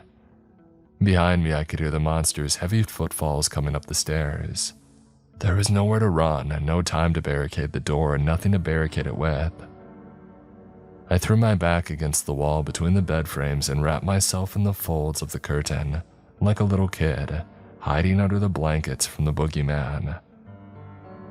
Just as soon as the curtain stopped rustling, the creature shoved its way into the room, snarling in frustration when it didn't immediately spot me. It smashed one of the bed frames and then swiped its stiletto-tipped fingers through the curtain just above my head, severing it from the rod. The curtain crumpled to the floor, and I crumpled with it. While the monster smashed the other bed frame in a fit of rage, I laid very still. I didn't move or make a noise even when the end cap came off one of the bedposts and struck me in the temple hard enough to make me see stars. The creature huffed and snorted for a few moments before forcing its way back out into the hall. I remained on the floor under the curtain, still and silent, sipping air through my teeth, suppressing the urge to either scream or giggle. I stayed under the curtain until I was sure the creature had gone away. For all I knew, it could be lying in ambush somewhere out in the hallway, but I needed to move. My body was literally thrumming with energy, and I wasn't sure how much longer I could stay still. I needed to find some place to hide until the morning, or better yet, maybe I could get to the roof above the concrete and rebar that was blocking my phone signal and call for help. The glow of the streetlights filtering through the windows was dimmer up on the 3rd floor, but still bright enough that I could make my way without bumping into or tripping over anything. The stairwell, however, was pitch black. I had to use my flashlight, but I hesitated, sure that as soon as I turned it on, I would see those dull, silver eyes reflecting in the beam. Taking a deep breath and holding it, muscles coiled to bolt in any direction, I clicked the button. The stairwell was empty, nothing above or below. I made my way upwards, creeping past the 4th and 5th floors. At the top of the stairs, I found the roof access. The door was chained and padlocked. I checked my phone, still no reception. Nothing to do but go back down. About 5 steps below the 5th floor landing, I heard it. A soft scrape, the sound of clawed feet brushing against a concrete stair coming from the darkness beneath me. I shined my light over the railing. 2 floors down, those dull, silver eyes were fixed on me. The creature made a ticking growl that sounded almost like laughter and then scrambled up the stairs. I tripped twice on the 5 steps that it took to reach the 5th floor hallway. I didn't need any signs to tell me that this had been the mental ward. Most of the rooms were padded, and I even saw one with what I'm pretty sure was an electroshock machine. Again, so weird, the things that stick in your head when you're running for your life. I sprinted down the corridor, heart bashing against my ribs, and into the main building, as the sound of the monster's pursuit got louder and louder behind me. I was headed for the central stairs, but even in my frenzy to escape, I realized that was a bad idea. If it was gaining on me running hunched over in the narrow hallway, I wouldn't last long in the open stairwell. I ducked into the first room that I saw with a sturdy-looking door, and I slammed it behind me. It was the only choice that I had. There was a deadbolt just above the knob. I threw it. It must have been a janitor's closet. The shelves lining the walls were empty, but there was a galvanized mop bucket with a wringer and a couple of push brooms in the corner. A laundry cart sat against the back wall. None of it was of any use to me. The boom of the creature's first impact against the door was deafening in the small room. Bits of plaster sprinkled down from around the frame. Another boom, and I thought that I heard the crack of splintering wood. I grabbed the mop bucket, brooms, and laundry cart, and I shoved them all against the door. Stupid, yeah, but I couldn't think of anything else. I tried to pull the shelves down too, but they were bolted to the wall. The sound of cracking wood was unmistakable on the third impact. I didn't have much longer. I cast the beam of my flashlight desperately around the room, looking for something, anything, and that's when I spotted it. A sliding panel on the back wall, maybe 2 feet square. I grabbed the handle and I yanked it up. It was a laundry chute. Behind me, the closet door burst inward, smashing the cart, brooms, and bucket against the wall. I dove into the chute head first. About 6 feet down, I stopped abruptly and then started to rise. Shining the flashlight between my knees, I saw the creature's arm. It had reached into the chute up to its shoulder and managed to snag me by the heel of my sneaker. I wedged my back and arms against the walls, trying to pull away, but it was too strong. No matter how hard I fought, I was dragged upwards, my sweaty hands and arms squeaking against the sheet metal of the chute. Curling my shoulders inward and tucking my chin to my chest, I was just able to grab my dangling shoelace with my fingertips and pull. It came untied, my foot slipped out of my shoe, and I plummeted downward. I managed to slow my descent a little by pressing my hands and feet to the walls, but not by much. When I hit the unyielding floor of the laundry room 5 stories below, I hit it hard and the world went black.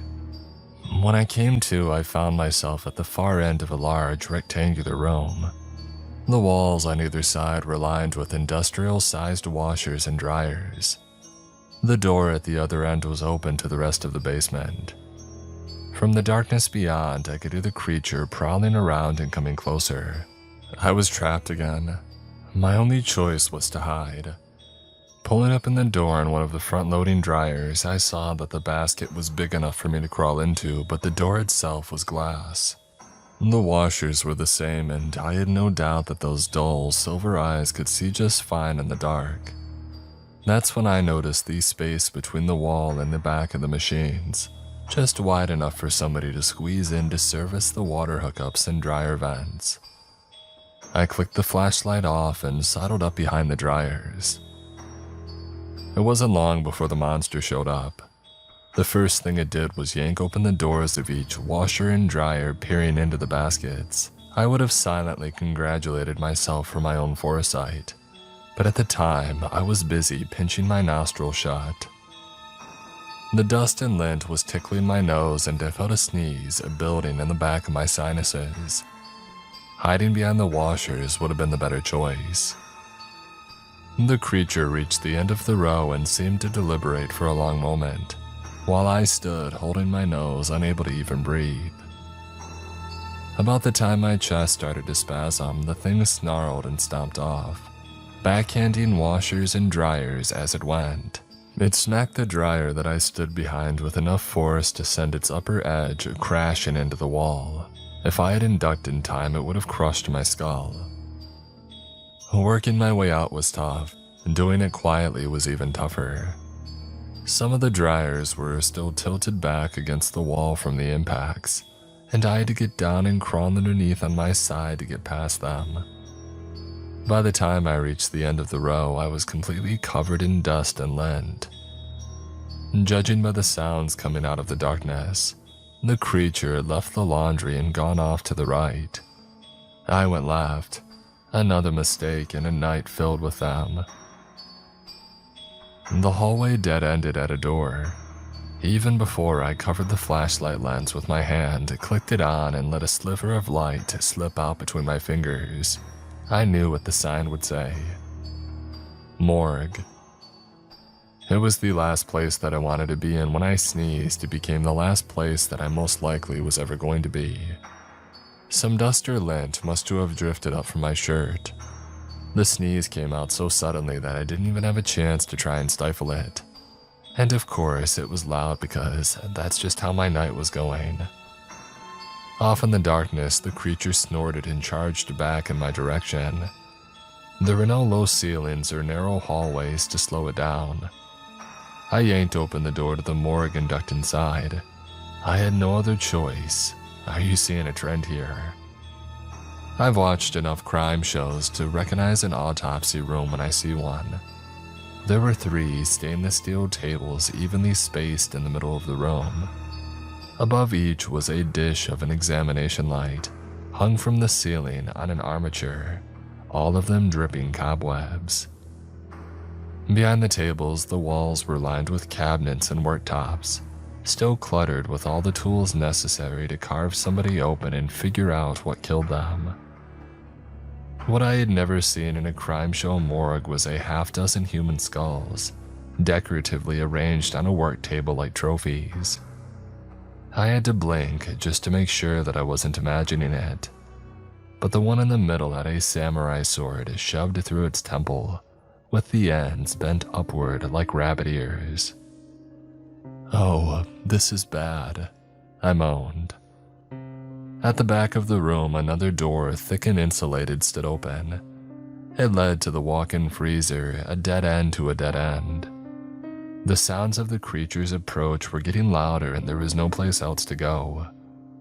Once I stepped inside, I realized that I had just jumped out of the frying pan and into the fire. In the back corner, across from a wall of storage drawers for bodies, was an enormous pile of old fiberfill and shredded foam. The thing must have dragged every mattress left in the old hospital down here and torn them apart to make a pile that big. In the center was a depression, which I knew intuitively was just the right size for the monster to curl up in. This was its nest or den or lair or whatever you wanted to call it. I was trapped in its bedroom. My heart pounded in my chest. No need to check my pulse to see if I was still alive. I could feel the blood coursing fast and hot through my veins. Running out of time, I gave the freezer door a quick glance. It had no lock and opened outward, so there was no way to bar it. I yanked on the handles of a couple of the body drawers, but they wouldn't budge. Whether there was some kind of catch that I didn't see or they were rusted shut, I don't know.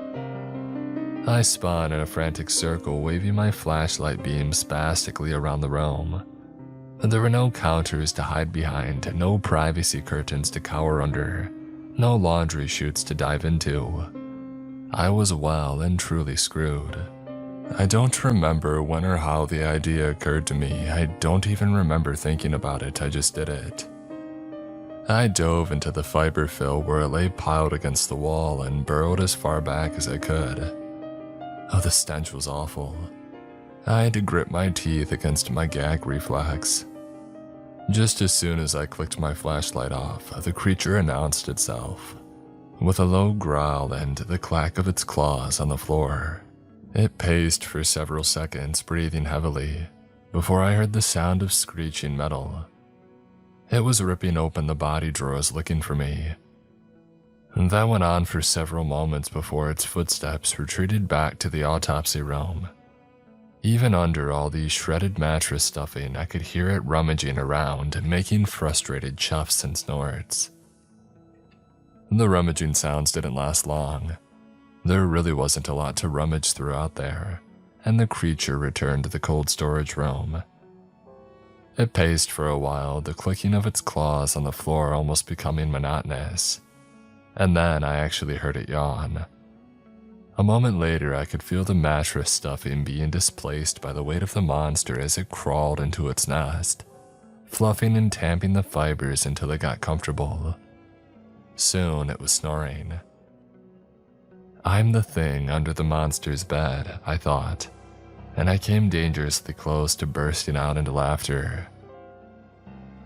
I waited, biting my knuckles, still fighting that insane urge to giggle. My heartbeat roared in my ears, muscles coiled under my skin, ready to explode with kinetic energy. My whole being was energized to fight or flee. Inch by inch, I dug my way out from under the mattress stuffing. Once free, I looked back over my shoulder toward the sound of low buzzing that the creature made as it snored. There were no windows in the room, and there was no way that I was going to turn on the flashlight. So other than the glimpses that I caught running from it, I never did get a good look at the monster.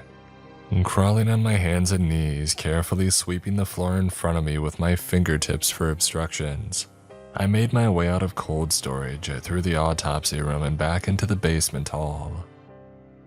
With the door to the morgue quietly closed behind me, I finally felt safe enough to turn on the flashlight. By now, the batteries were getting weak, but they lasted long enough for me to find the central stairs and make it up to the corridor leading to the main entrance. The first rays of the rising sun were streaming through the windows as I jogged past the reception desk and through the lobby. When I yanked open the frosted glass front door, I came face to face with Stanley. In one hand, he held a cardboard tray with 2 styrofoam cups and a paper bag. With the other, he lifted the security grate, barring the entrance. "A rough night, huh?" he quipped, looking me up and down. "What happened to your shoe?" I swung the blunt end of the 3-cell mag light at his head. He deftly blocked the blow. "I brought coffee and donuts," he said, holding up the cardboard tray. I swung the flashlight again, and he blocked it again, this time twisting it out of my grasp and stuffing it into his back pocket. "Stop that," he scolded. "You'll make me spill the coffee." I screamed an incoherent string of obscenities in his face. My voice echoed in the empty building behind me, and I suddenly realized how much noise I was making. I scrambled out of the door and around Stanley, only stopping to look back when I was halfway down the steps. "Oh, don't worry, it's asleep by now," he said, pulling down the security gate and locking it. "You know, sometimes it doesn't come out of its nest for days, weeks even. But you got to see it on your first night and you survived it. Good job. I had a feeling about you." "What the heck, dude? You know about the monster." "Well, yeah, that's kind of my job, finding people to keep it occupied." "You mean to feed it?" Stanley limped his way down to where I stood on the steps, handed me a coffee, and sat down, motioning for me to join him. Not knowing what else to do, I did. "There's cream and sugar if you want it. They only had glazed donuts, I hope that's okay." I gave him a hard glare as I poured 4 creams and 6 sugars into my cup with trembling hands. I've never been a coffee drinker, so I don't really know what I was doing. Stanley just watched with raised eyebrows. "What?" I asked. "Nothing. Take as much as you want. I drink mine black." The first sip of my coffee was disgusting. The second was delicious. I grabbed a donut out of the bag and stuffed half of it into my mouth. I'm more of an avocado toast kind of person, but that donut was the best thing that I had ever eaten. Stanley sipped his coffee, grimacing at the taste. "We're not so much feeding it as keeping it entertained. I mean, yeah, sure, every once in a while somebody gets killed, but we try to avoid that. The goal is to keep it occupied. Somebody has to be in there every night, just in case the creature wakes up, so it has someone to chase around. Otherwise, it gets bored and starts looking for a way out. That's a bad thing if it gets out. We've got a regular crew to run the halls, as we call it, but Russo had an unfortunate accident. That left a last-minute vacancy on the schedule and I had to find a replacement. By unfortunate accident, you mean got eaten? Oh no, she got hit by a car, broke her pelvis. And you just grabbed the first idiot that walked through your door and applied for a job? He shook his head. There were 3 other applicants. I picked you because I thought you had the best chance of survival.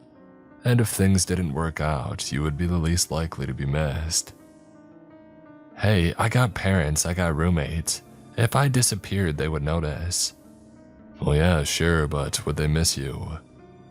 He had me there. You could at least be a little more specific in your help wanted ads. Stanley snorted at that, almost shooting coffee out of his nose. Yeah, right. He held up his hands as if framing a newspaper headline. Help wanted, monster bait, competitive pay and benefits, no experience necessary. I shrugged and ate another donut. I guess he had a point. So what happens? I asked around a mouthful of sugar and carbs. If it gets out, I mean. You ever hear of the Mill Street Massacre? It sounded familiar, something that happened when I was in middle school or maybe my freshman year, but I had only vague memories of the incident. Wasn't that when a drug cartel hacked a bunch of people up with machetes in some kind of war or something? I asked. That's the story that the papers got, but it wasn't a cartel and it wasn't machetes, Stanley said, nodding towards the hospital entrance with his chin. So if this thing is that dangerous, why doesn't somebody just kill it? I asked. Oh, people have tried. Guns, fire, electricity, crossbow bolts dipped in holy water, you name it. Never turns out well. Last one was a guy named Dwayne. He had been running the halls for about 6 months, showed up with a samurai sword one night. A samurai sword, can you believe that? I tried to talk him out of it, but he was in no mood to listen. We never saw him again. Usually when the creature gets someone, we find bits and pieces of him in the morning. Not with Dwayne though. I always kind of wondered what happened to him. I opened my mouth to tell him about the skull that I had seen in the autopsy room, but decided against it. Instead, I grabbed another donut and tore a chunk out of the ring with my teeth. We sat quietly while I noshed on glazed dough and Stanley sipped and grimaced. Nobody knows how to kill it. We don't even know what it is. Stanley spoke, staring off into the distance. Some say it's a demon, others a genetic aberration. I think it's the physical manifestation of negative energy. That's the only explanation that makes any sense to me, but I can't claim it's better than anyone else's. What we do know is that it's been around for the better part of 150 years. The earliest reports come from just after the Civil War. We also know that destroying its nest is a bad idea. It just moves somewhere else and a lot of people get killed before we track it down and find a way to keep it occupied again. Well then why don't you? Stanley held up his hand and shook his head. Trust me, kid, we've been doing this a long time, longer than I've been around, and I've been around for a while. Everything you're going to think of on how to do things better has already been tried. We do it the way we do it because that's the way that works. Stanley paused to sip and grimace before continuing. The job pays $2,000 a week, full benefits, and we match contributions to your 401k. You work 2 to 3 times a week. I don't like to schedule people to run 2 nights in a row, so I won't need you back here until Thursday. Are you insane? I sputtered, spraying half-chewed donut with each word. A soggy crumb landed on the bridge of Stanley's nose and stuck. He brushed it off with his thumb. There's no way that I'm going back in there. You need somebody to play hide and seek with a monster, then do it yourself. Or are you too scared? I ran those halls for 8 years, kid. He reached down and pulled up the cuff of his chinos, revealing the titanium shaft of a prosthetic leg. Things went sideways one night. Oh, sorry, I muttered. Stanley shrugged. The company promoted me to supervisor. We try to take care of our people. It's not nearly as exciting, doesn't pay as much, and yes, occasionally I have to send people to their desks. It sucks, but somebody's gotta do it. We sat quietly, me shoving sugar-glazed dough into my mouth while Stanley sipped and made faces.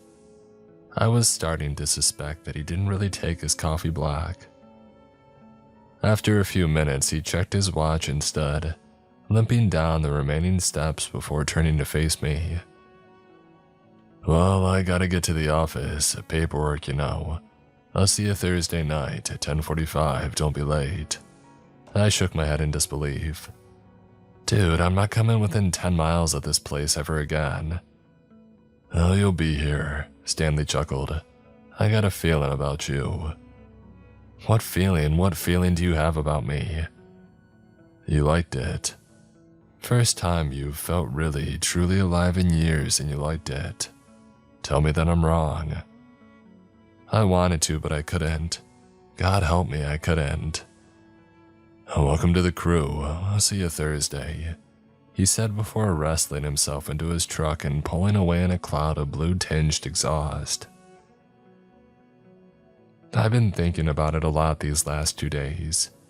Maybe I'm an adrenaline junkie and never realized it, or I'm one of those people who get off on being terrified. Maybe it's just that, for the first time in my adult life, I have a sense of purpose. I don't know and I don't care. I've hardly touched my phone, I'm spending time out of the apartment and I don't need to check my pulse anymore. Seems that I found that spirit guide to light my path that Mom always talked about. And it's a 12-foot monstrosity that shoves samurai swords through people's skulls. It's 10:15 on Thursday night.